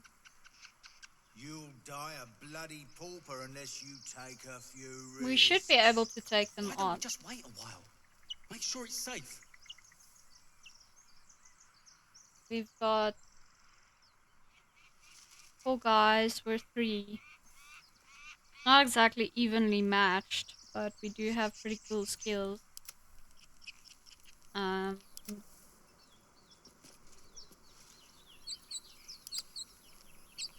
I mean, let's F5 and try it. Why not? Let's see what's going on. Is this the way to the Githyanki crèche? Who are these? You're both twice as tall as me, but have half the bloody backbone. But we don't know what that thing even is. And what about the crypt? I'm telling you, it's a ship. And the crypt can wait. Mari and Barton have been trying to break in for days. I already looted Now the ship, bro. Stop! Got ourselves competition already. I don't know what the hells you are, but that's our ship. I don't know what the hells you are. My guy! Speciesism! Rampant! Rampant speciesism! Okay, so we got some options. I mean, you know, harm. I mean, as well. Not gonna. We can try and persuade, though we are not very good at that. We can try and deceive. Again, not very good at that. We can try and intimidate them, which we do have a little buff on that. Or we can go with the Githyanki option. This is my kin's prize, not you. Or fighter, take your best shot. You'll only get one. What do you guys think?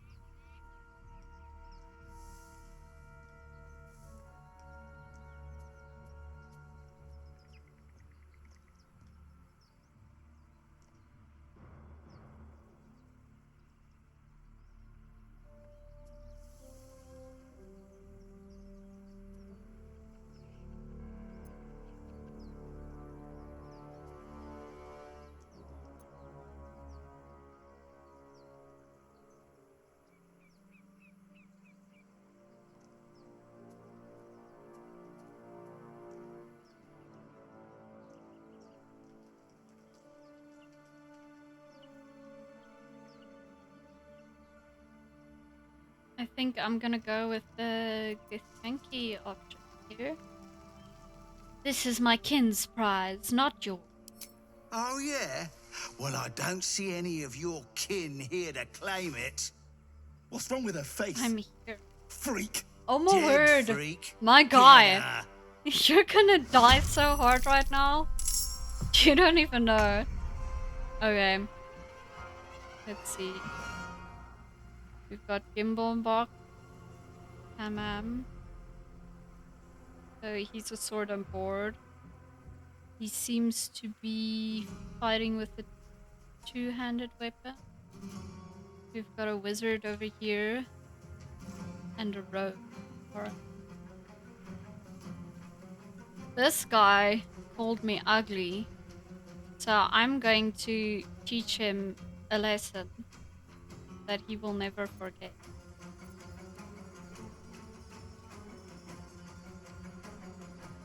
I'm not gonna use lacerate.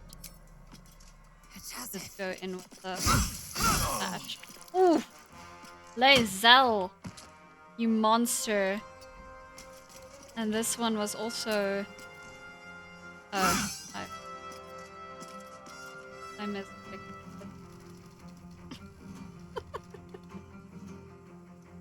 It's okay. We've got Astarion on our hands.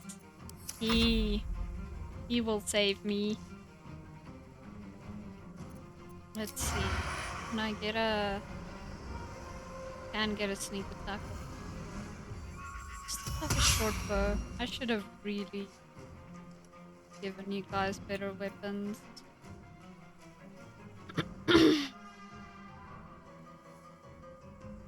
Let's put him... Don't go into the freaking... This thing... Solo. I'm gonna put him right up against that wizard. Should be fine. Miss me. Man, I gotta get Misty Step for Maga. Okay, we do only have 3 spell slots. So, can I prep the poet?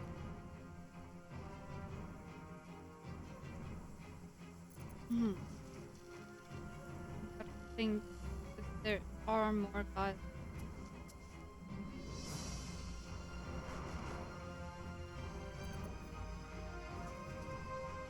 Where are my magic missiles at? I did prep them. Is it one of those like weird things where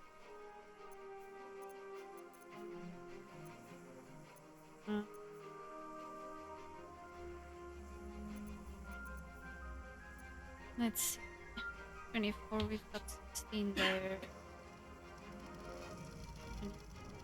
Oh, no, I have my magic.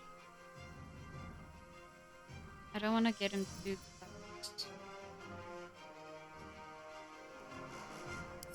Let's play it safe. We're gonna put some mage armor on him.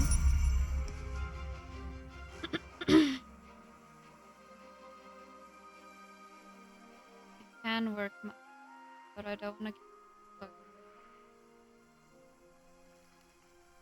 Just put him here. Done.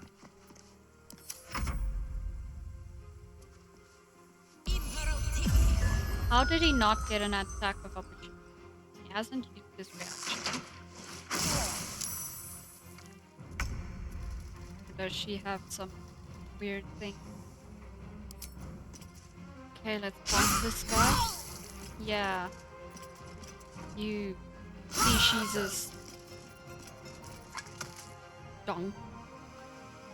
I'm gonna move you up. Next round I can... Not gonna use your... Gonna...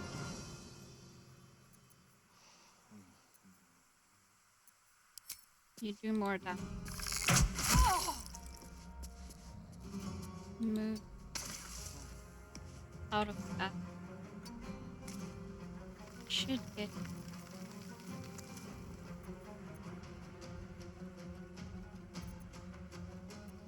Bring her. Again!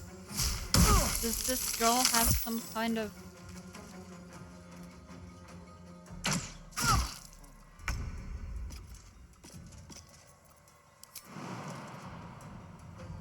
Do a big jumpy? Get this guy. Lae'zel's just carrying. To be fair, they haven't geared up the other. Little teleport arrow. There. Right up. Okay. Starion, if you move now, you're gonna slip. You should have to. Thank you. Oh, the RNG is not loving us. It is not loving us. I'm just gonna jump out. Where's Gale? Oh, he was... I should have shoved him. Yay! Starion. Sorry, my boy. You're just not getting it this round. I really should gear you guys up. Okay, well, we got them. And the scale. And some more spells. No food. Don't walk in the acid. Gonna walk in the acid. Yep. It should heal you. Sorry, Anne. Best to make camp.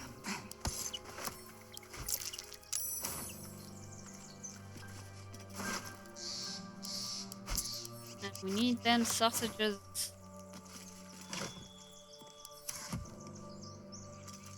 If you guys walk in the acid one more time, I swear.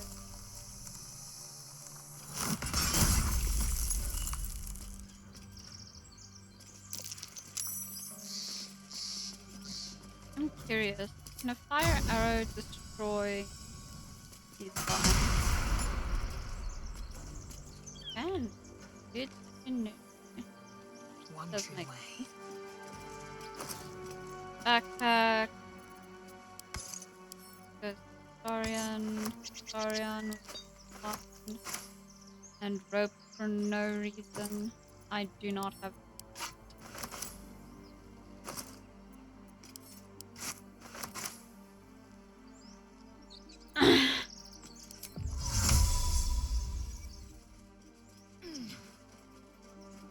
Really? It's as Thinking I'm saving a little bit of time, but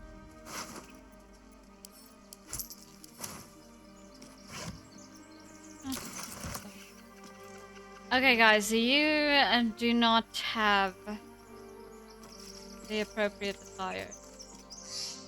Starion, can I just throw you with some D's? There we go. Let me work my magic. Do a little arcane recovery on Gale. Vlaakith's will be done. I do want to sort this out, but I am rethinking my approach. Objective noted. I want to go get these guys. They are not doing well. Hey! Oh. Oh no! I mean, she doesn't care, but Nymesta and Damus is dead if you play Lae'zel. I never knew that. Oh, she.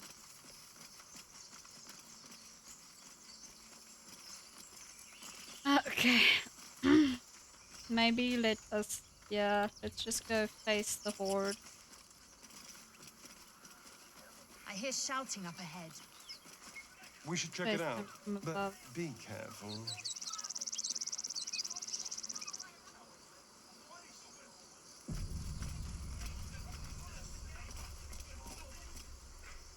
Open the bloody gate! Nobody gets in! Zevlor's orders!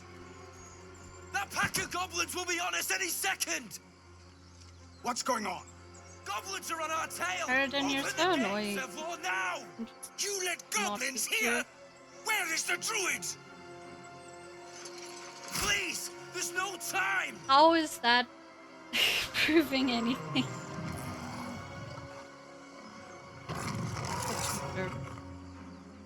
By the nine hells! Open the gate!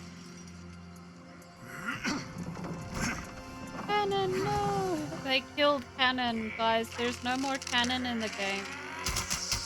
Look at that. There it goes. Cannon is gone. No! There's no more Cannon. Nothing's Cannon anymore. Bad joke number 2. There we go. Shit! We're racking them Follow up. mine! Damnable roach! Provoke the blade Bull with dreads as it should and be. suffer its sting. Oh yeah.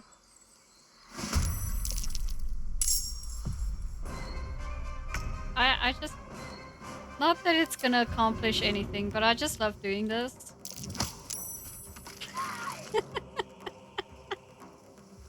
It's just so much fun! Just shoving little guys around. Ah, what a time, what a time.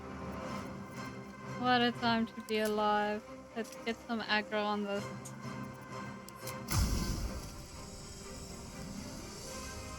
Put it here, we can get all 3 of them. Sure. Sure. Fine. I'm not doing 4. How? No, go away. Holy moly. You are something. That's all. And I get a little extra movement. No. Okay, Starion. Shine, my friend.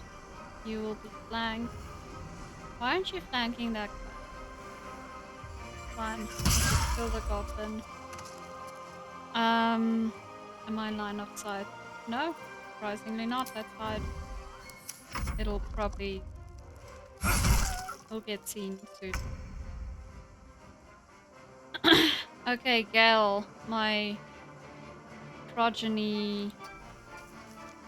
I should have changed.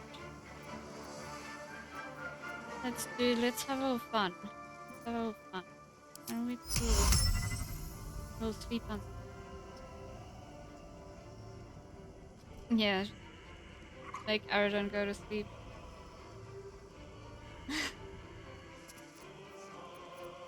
What is the range on this? Melee.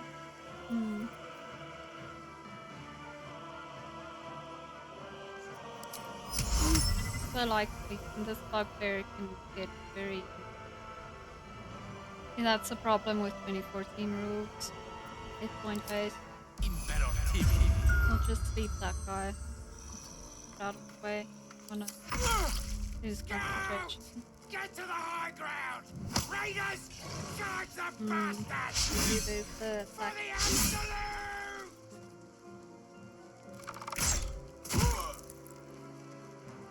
The one thing about these board fights in turn-based mode, turn-based game, is obviously it does take a while to get through. So combat can get a little messy when you have a... Zevlor, you rolled horribly on your initiative.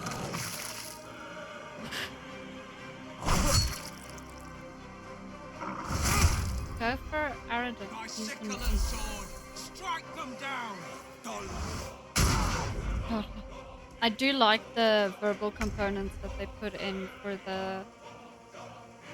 I am surrounded. I am flanked. That is not good.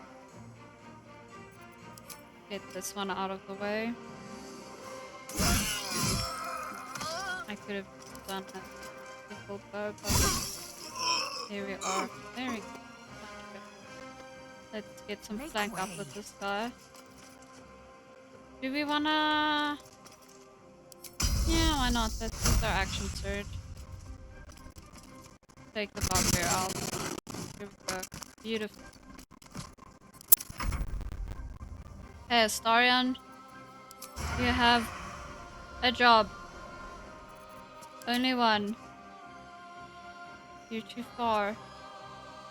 Can you climb down a little bit, guy? He looks so funny when he's climbing down stuff. Got a high AC.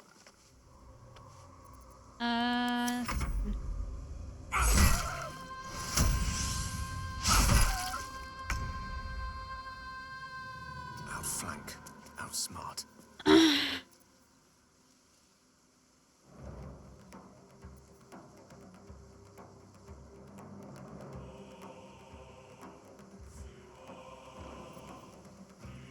I mean, there's no use in doing witch bolt. We're gonna one shelf that would have been.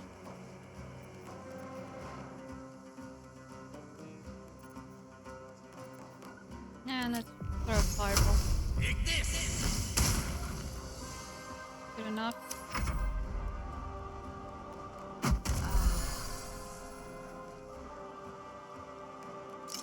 Why would you use your action to throw yourself with a healing potion? That was the last. You could just drink Inside! All of you! More may follow! Open the it with your gate! bonus action, and then you still have your action. Made for the sole purpose of slaughter. We like them work things. Gonna need things useful.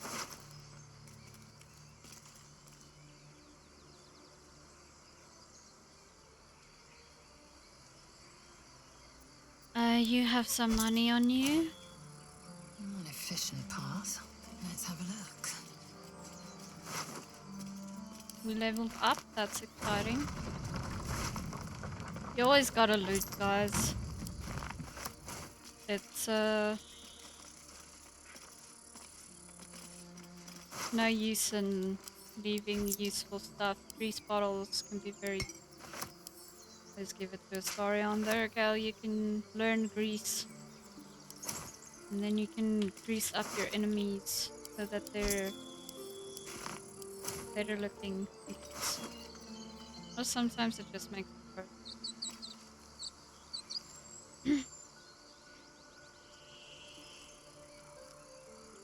I'll pick this one up. Give it to Astarion for now.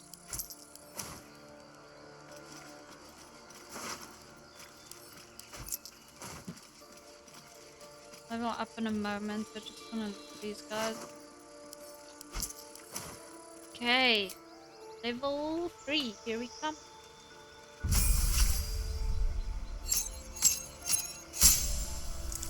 Now we get our subclass. I'm excited for this. Okay. So. We have many to choose from. This is so exciting. Okay, so we've got the usual suspects here. Battle Master gives you maneuvers, which can be very useful in a fight. It can be a bit confusing to play with if you've never played with D&D in general, but also if you haven't played with a fighter. Because you do use superiority die, kind of like how wizards have spell slots and monks have key points or chi or whatever key points. So we have these options, which are good. I mean, Eldritch Knight, I've never liked it. It just takes away from what the subclass is meant to be, which is a battle master. Well, a melee, essentially. Yeah, I don't know. You might as well just play a bard, and it'll be more fun.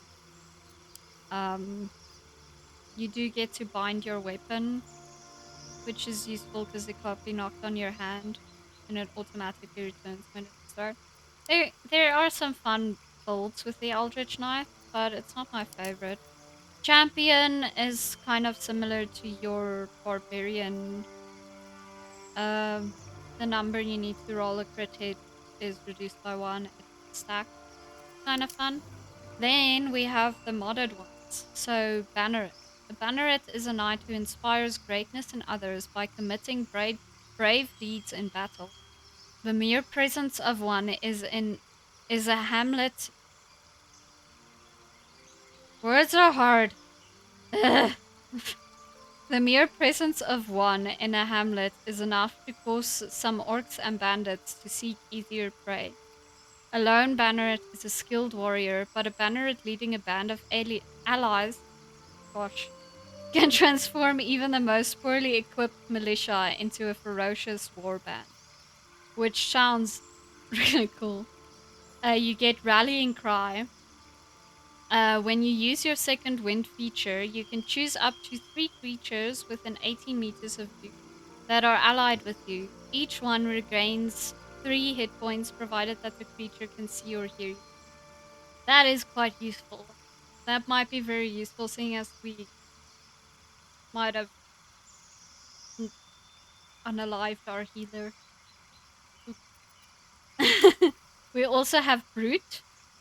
Brutes are simple warriors who rely on mighty attacks and their own durability to overcome their enemies. Some brutes combine this physical might with tactical cunning, others just hit things until those things stop hitting back. I like the wording. You get brute force, deal an additional 1d4 when you damage a target with a weapon you are proficient in. So that's an extra 1d4 every single time you hit an enemy. That's good. That's really good. We have Cavalier. This are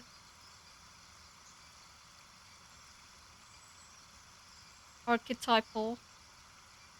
Bear with me, English is my second language. Cavalier excels at mounted combat. It's not really relevant to this. Usually born among the nobility and raised at court, Cavalier is equally at home leading a cavalry charge or exchanging repartee at a state dinner. Cavaliers also learn how to guard those in their charge from harm, often serving as the protectors of their superiors and of the weak.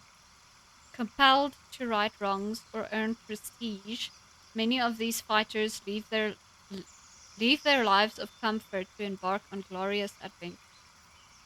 Special attacks. Cavaliers can punish their foes from for harming others a number of times equal to their strength modifier. Okay, okay. Born to the saddle. As long as you are not incapacitated, you take 1/4 less falling damage. Additionally, on your first turn of combat, your movement and speed is increased by 9 meters. So you're doubling your movement speed. So that's how they're compensating for not having mounts. That's very interesting. Unwavering mark. When you hit a creature with a melee weapon attack, you can mark it. While within probably range of its marker, the affected entity has disadvantage on any attack not directed at the marker. If it deals damage to anyone else, Cavalier gains an extra attack on its next turn. That's pretty cool. So this is the one that I was looking at. The Psy Warrior. Because Githyanki have sonic abilities, right? Due to the experiments that were done to them by the Mind Flayers, the Illithids. So I was thinking this could be very fitting. And it could be fun. There's also we'll just quickly run through them, the Rune Knight, which you gain proficiency in sleight of hand, and you can use magic runes to enhance your abilities. And then inscribe a rune. You can inscribe a rune you know. Each rune offers passive magical benefits and unlocks a unique action. Each rune you know can be inscribed once and lost until you finish the long rest. That's pretty cool. The samurai looks like so much fun. No, I can't. I was thinking of respecing maybe now my brain is off wolf into a samurai just because it looked like so much fun. But it's gonna be weird having 2 fighters in the party, and also I kind of want to keep him a warlock, even though the options we have aren't that fun. I should actually go look at warlock mods. But look at that. The samurai is a fighter who draws on an implacable fighting spirit, to overcome enemies. A samurai's resolve is nearly unbreakable, and the enemies in a samurai's path have 2 choices: yield or die fighting. So you have fighting spirit. A samurai's intensity in battle can shield them and help them strike true. And then as your class action, you can gain advantage on all weapon attack rolls you make until the end of your turn. You'll also gain 5 temporary hit points. That is really cool. And the further you go into it, it just gets so fun. And then you have the sharpshooter, which is interesting because we haven't, like, range has kind of been more in this game with the subclasses that we have. Range has kind of been more for rangers, obviously, and then also for your rogues, specifically the assassin rogue. It really works really well with that. But now you have a marksman in a fighter, master of range combat, an excellent sniper, and an eagle-eyed scout. This fighter is a perilous foe who can defeat an entire war band so long as they are kept at range. Steady aim. And then, yeah, that's you.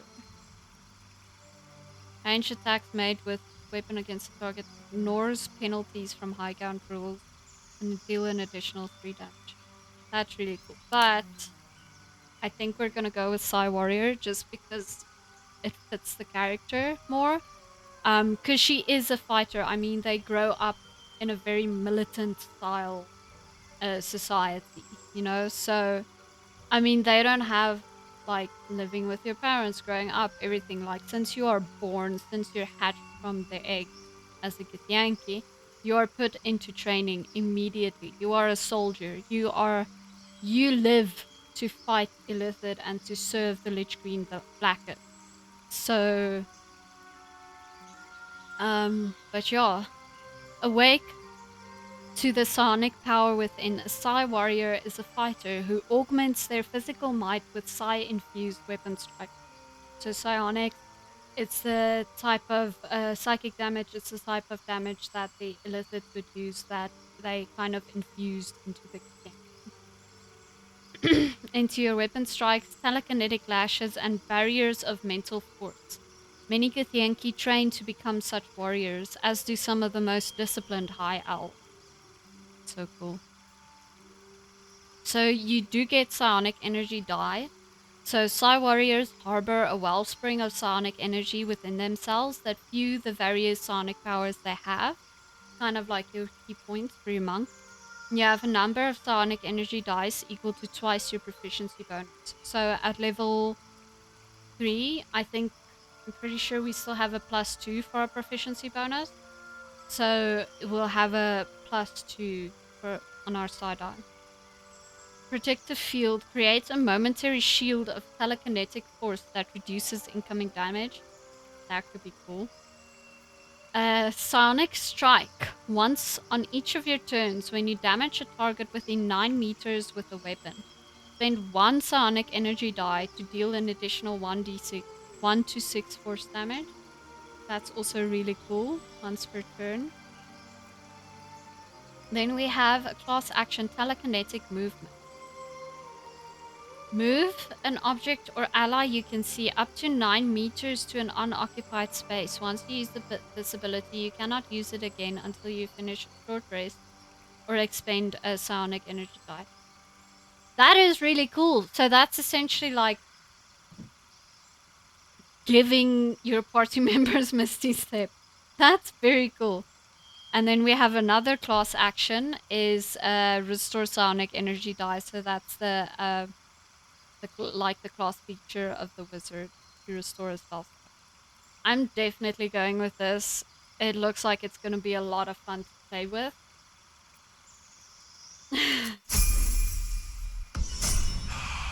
Hell yeah.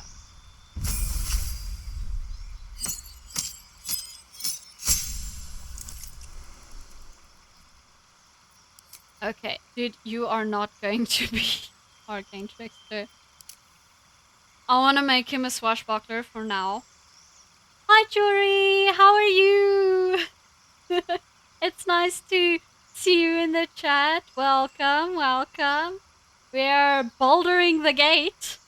This time as Lae'zel. We're doing a Lae'zel playthrough, Origin playthrough.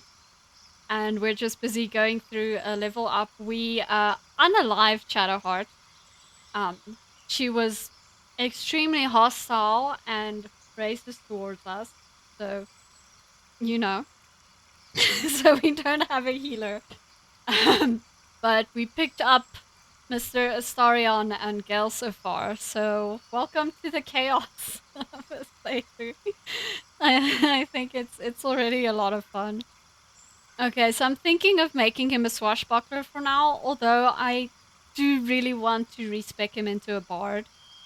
I love bards. They're so much fun, and I really do. I mean, look at how he's dressed.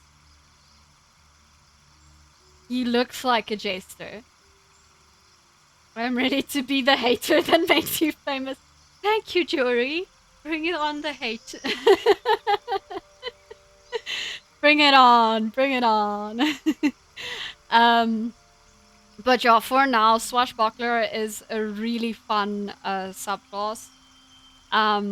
It's kind of like, it makes your rogue kind of be a pirate, which is fun. I mean, who doesn't want to be a pirate? Or you mateys. So, You focus your training on the art of the blade, relying on speed, elegance, and charm in equal parts. I mean, that kind of does fit. While some warriors are brutes, clad in heavy armor, your method of fighting looks almost like a performance. Duelists and pirates typically belong to this archetype. A swashbuckler excels in single combat and can fight with 2 weapons while safely darting away from its opponent. So that's essentially like the fighting style of the swashbuckler is 2-weapon fighting, like 2 scimitars, very piratey. And you get a lot of features that like give you advantage on your attack, so you can double up that sneak attack, or it makes so that you don't have to use your bonus action to get away from people without taking an opportunity attack. So it can be a lot of fun. There we go. And we have Raucous Audacity. You gain a +3 bonus to initiative. Wow. So good for a rogue. Like, if you take this and alert, you're just always going to be on top as a rogue. Like, you're just always going to be the first one to know. And yes, Cherry, I know. That's what she said. Anyway, and then you also have Audacious Attack. So this means you deal extra damage to a foe and apply disengage to self.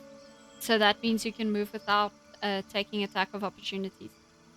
So this is your sneak attack, essentially, is swapped with the audacious attack.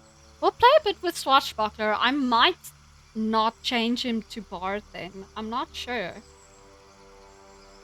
Because this also looks like a lot of fun and I haven't played with this yet. That's on me. It is on me, Joey. It's on me. You know me. You know me. Bad joke number 3, by the way. Welcome to the stream.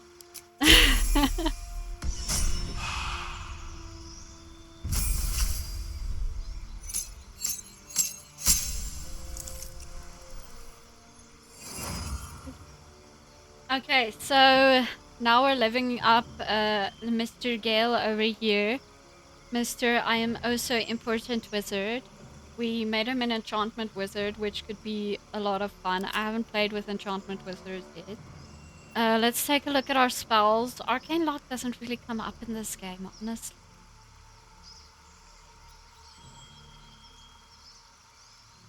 Blindness, you can blind a creature, that's fun. You have Blur, but we already have Shield.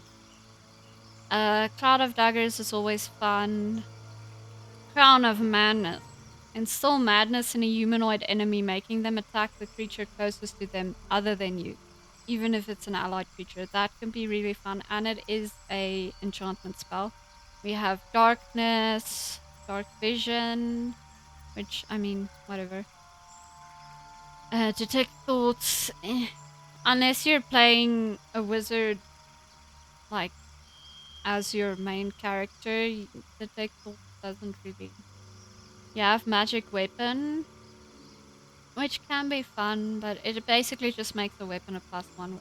So Knock is always useful if you don't have a rogue, but I mean, we have one for now, so...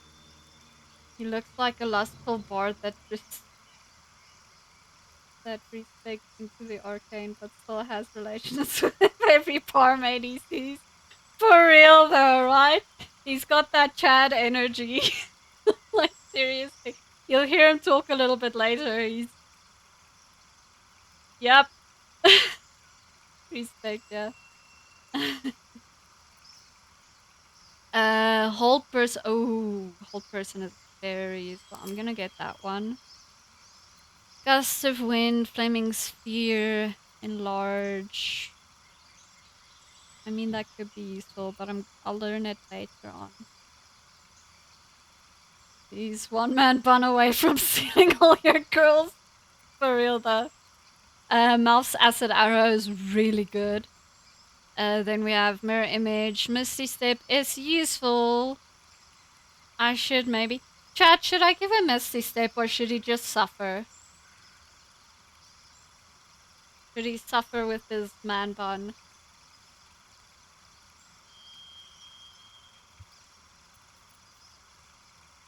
There's also Phantasmal Force.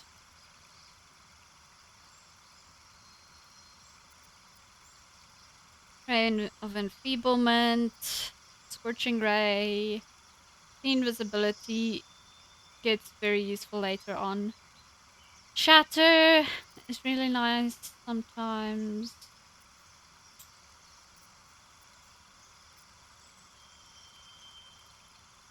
Curse him with man bun. He does have a man bun, Jory. Can I move him? Yep, there you go. There's the little man bun. This is why I always play Fae in D&D. Level 2 spell slots for Misty Step is the worst trade deal in the history of trade deals maybe ever. For real though, for real. It seriously is. Like, a level 2 spell slot is just... Yeah. You see it, you see it. What the hell is going on with my ring light? I don't know. Can you see it? Yeah, it's pretty obvious. I'm just gonna deal with this quickly, guys. Because that might be quite annoying. Why is you flashing like that, my guy? It's fine, like, I'm just gonna leave it like that. I think it's fine like that. Sorry about that, guys. I'm thinking we go Tasha's Hideous Laughter. What do you guys think?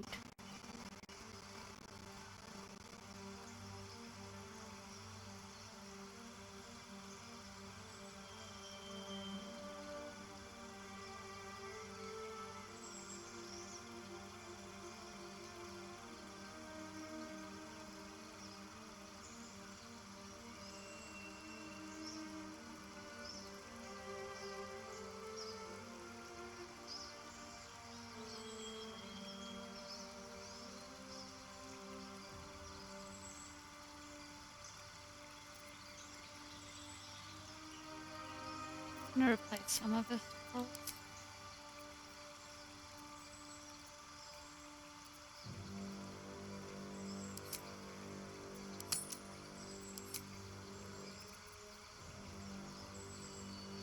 Sounds good. No good. I mean, wizard laugh, no norm annoying.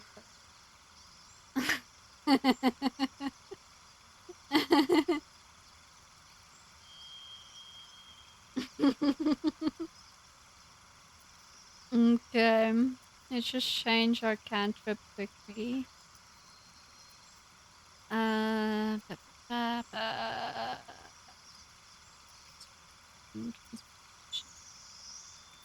Green flame blade, frostbite, friend.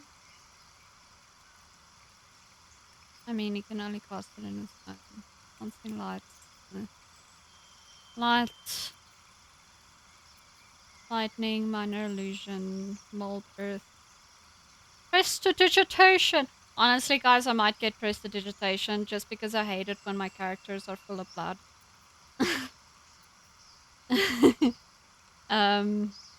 Synaptic discharge. Toll the dead. Shocking grass. I mean, let's just get shocking. Okay, so we're going with Tasha's Hideous Laughter, and let's just... I did prepare Jim's magic missile, then why didn't it show up? I wonder if it's an issue with,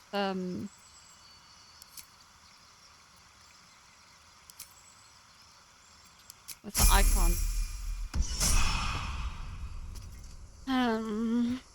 Okay. Would you guys mind if I take a little bit of time just to sort this mess out? Or I can do it off of screen once we're done with the stream. Let me know, because I don't like it when my taskbar is messy like this. But if it is gonna annoy you guys, Lost in thought. then I won't worry about that. There's the magic missile. I'll just do one little thing. cantrips on that side. Those are your cantrips.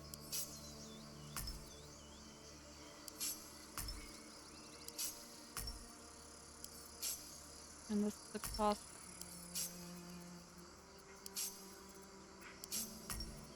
Okay. And then let us... I'm not going to use that. Vlaakith's will be done. Okay, let's go speak to the trader. Let's see what Quickly we then. can buy. I don't think we have a lot of money right now.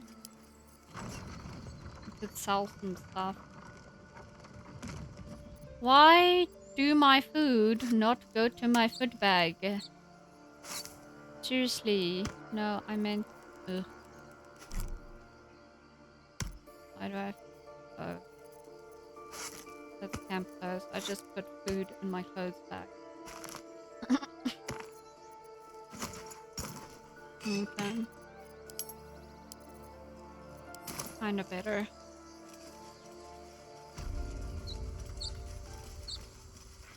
Oh, Jory, so we have the incorporated Twitch overlay in the game active.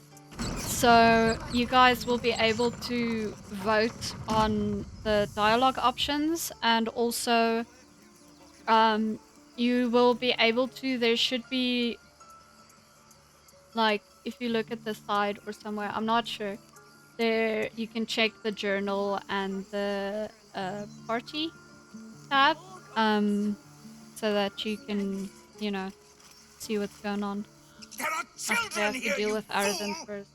We was running for our lives.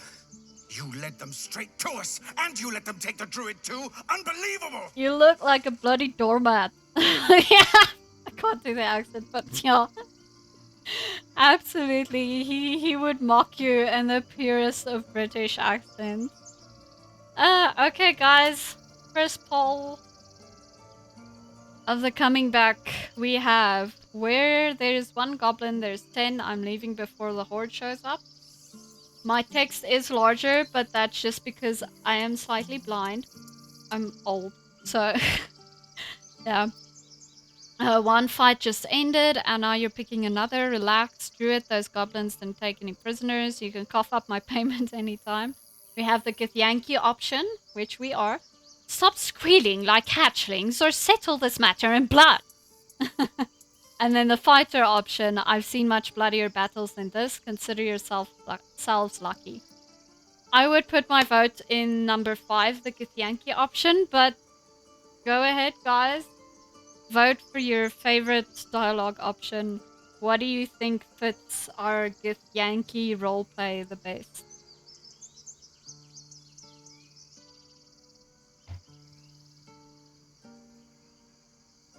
I will choose every word.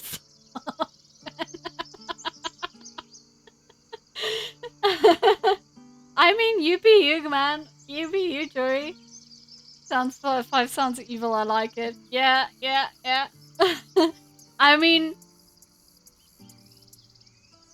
if you know Githyanki, like, the general Githyanki alignment is usually lawful evil, so... I mean...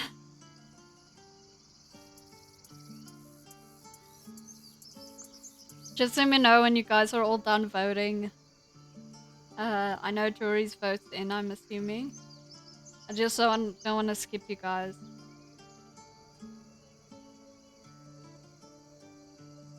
There's a weird sound in my walls. Concur with option 5. Yeah. I mean, it is the Githyanki option, and it's the most fun. So...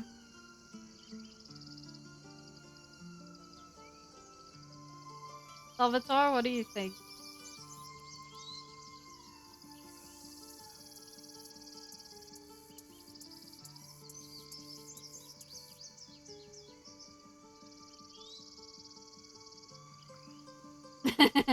Five.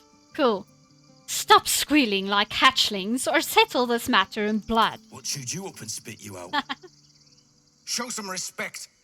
This woman saved your pathetic life. Well, I didn't ask for any goddamn help. Not by choice. I wanted him Please, to you go were away. begging me to open the gate. Anything to save yourself, Jory, you coward! if there's any character that's the most annoying in The this human's game, eye it's this guy. twitches. He's about to blow. He annoys the living hell out of me.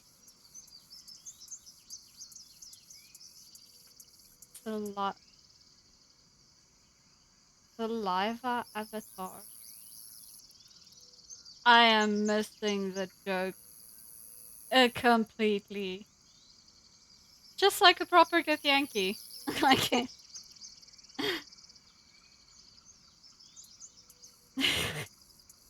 Yeah.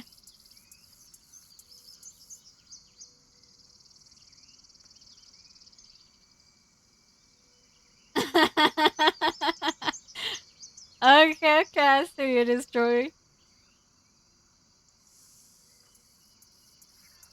Okay.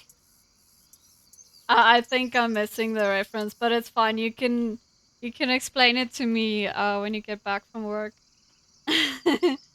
Okay, so Paul again. We can melee attack, take a swing at the tiefling. Melee attack, aim a blow at the human, which I'm not opposed to. Intimidate them. If you want me to take both of you down, I will. Otherwise, knock it off. Persuasion. Oh, our intimidation bonus is +2. Persuasion, we don't have any bonuses. More violence won't bring back those you lost. Stop and think. I don't think that she would care about that. And then stand back and watch. I mean, it's an option. It's definitely an option, and it does kind of fit her personality. Sorta. Number 5 is popcorn vote. Yeah. It really is.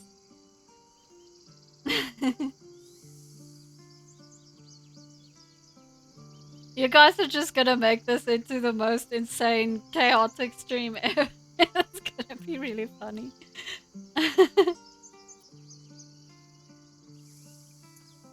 Everybody's votes in. Tiefling voter.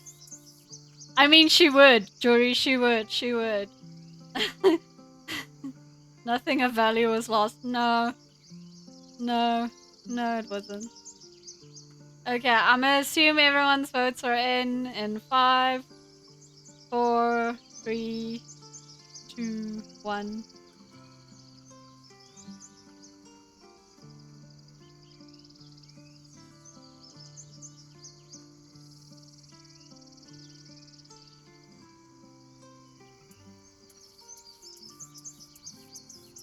Okay, we're going with number 5.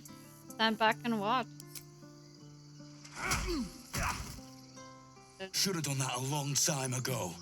Arrogant prick had it out for me from day one. No one leaves my people out cold. My brew, you left your people out cold yourself. You were unprepared for the task ahead. You're like the worst bounty hunter I've ever known. And you're so arrogant and dumb. Like...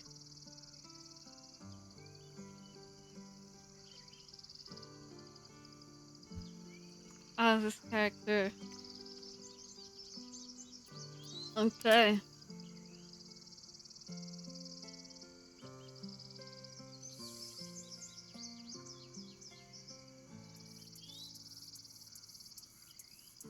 I mean, this one's up to you guys. I'm up for anything.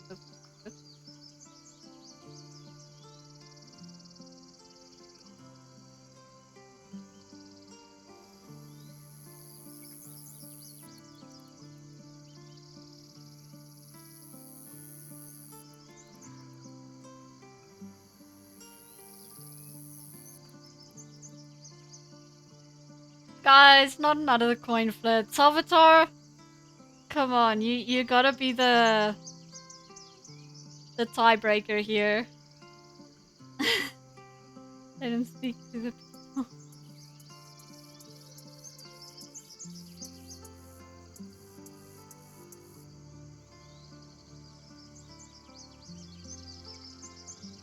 Already voted.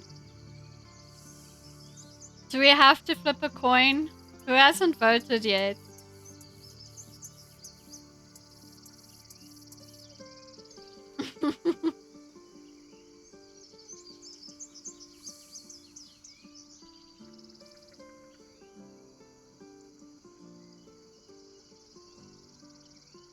There is quite a bit of lag to the stream, I must say. Well, not lag, but like time delay.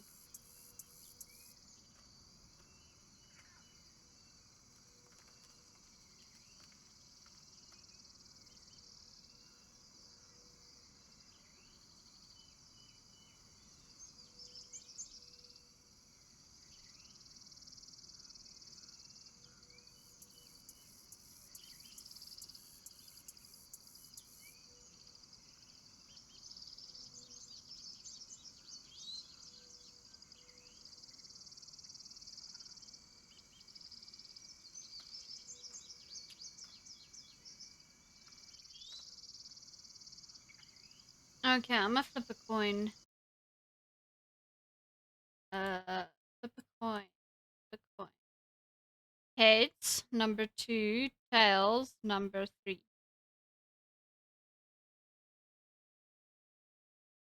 And we have heads. You have heads, guys. So you knocked him out cold instead. Clever.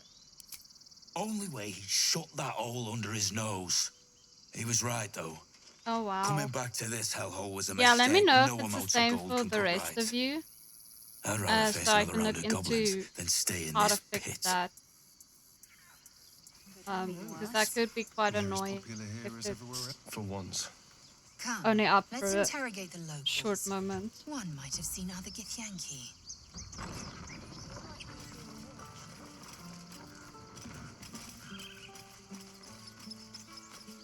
Zivlor.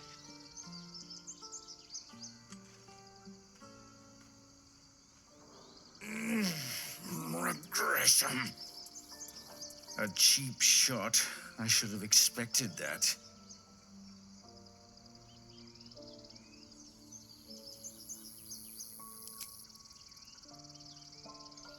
Okay, so you have... Are you alright? I don't think Lae'zel cares. Aradan ran off. I don't think she cares. You had that coming, or better than further bloodshed. Honestly, I don't think she'd care about any of this. But hey, up to you guys.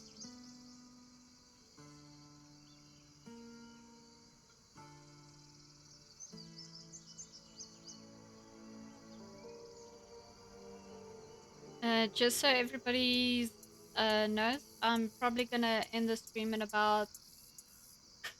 Had it coming. He really did, though. All of it do.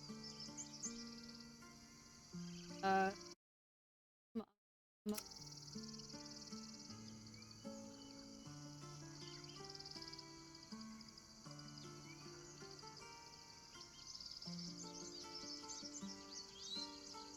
Yeah, so I'm gonna end in around about 10 minutes for the stream. But yeah. 50-50 again. You guys just can't agree. You guys just can't agree. Did everybody vote? Should I open up the poll again?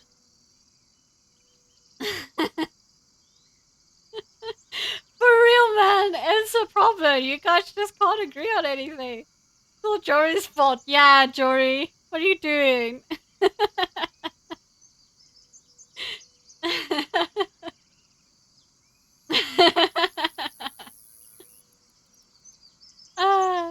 It's okay. I prefer coming from you, man.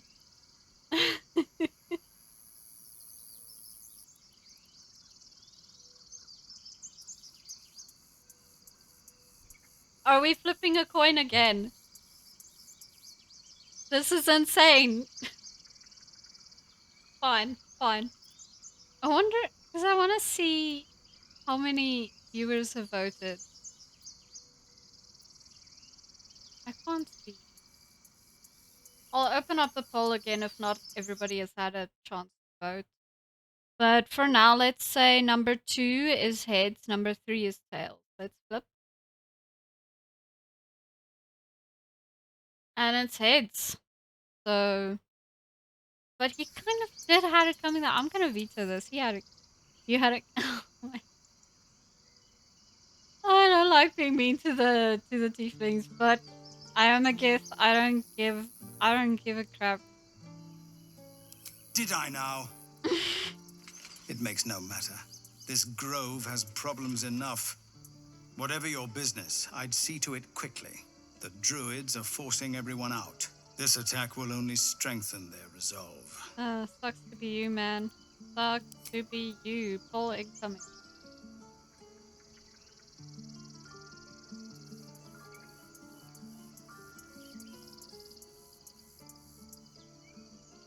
But no, I agreed.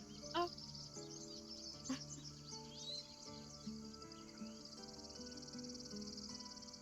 Yeah, just let me know, guys, if you missed the poll. If it's not open for long enough to code, I can close it. I don't know if that's gonna like delete for the vote, but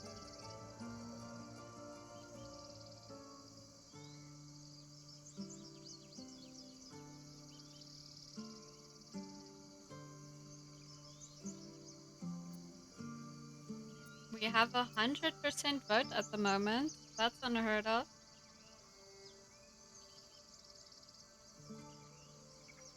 Can you give the league more time? None of it sounds that I like the one. Yeah.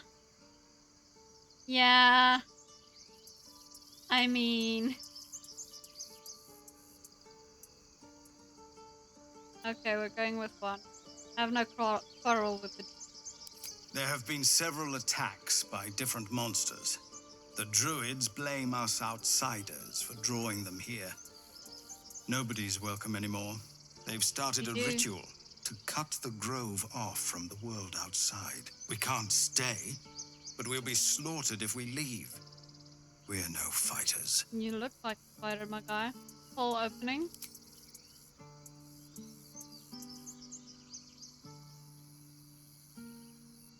I just leave. I wouldn't welcome him either. Are we bullying the tieflings now, Jory?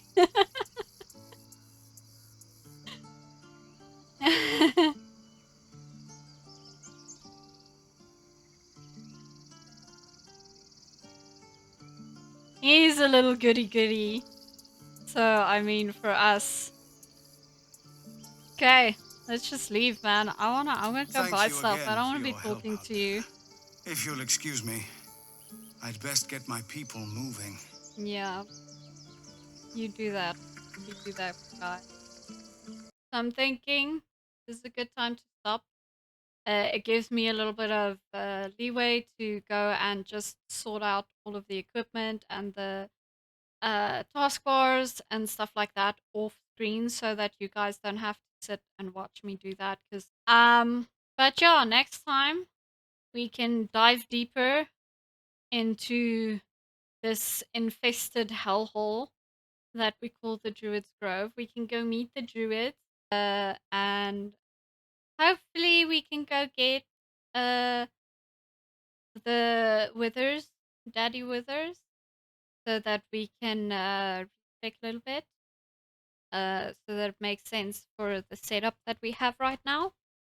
But yeah, thank you guys so much for joining. This was my very first stream, and I have to say it was a lot of fun.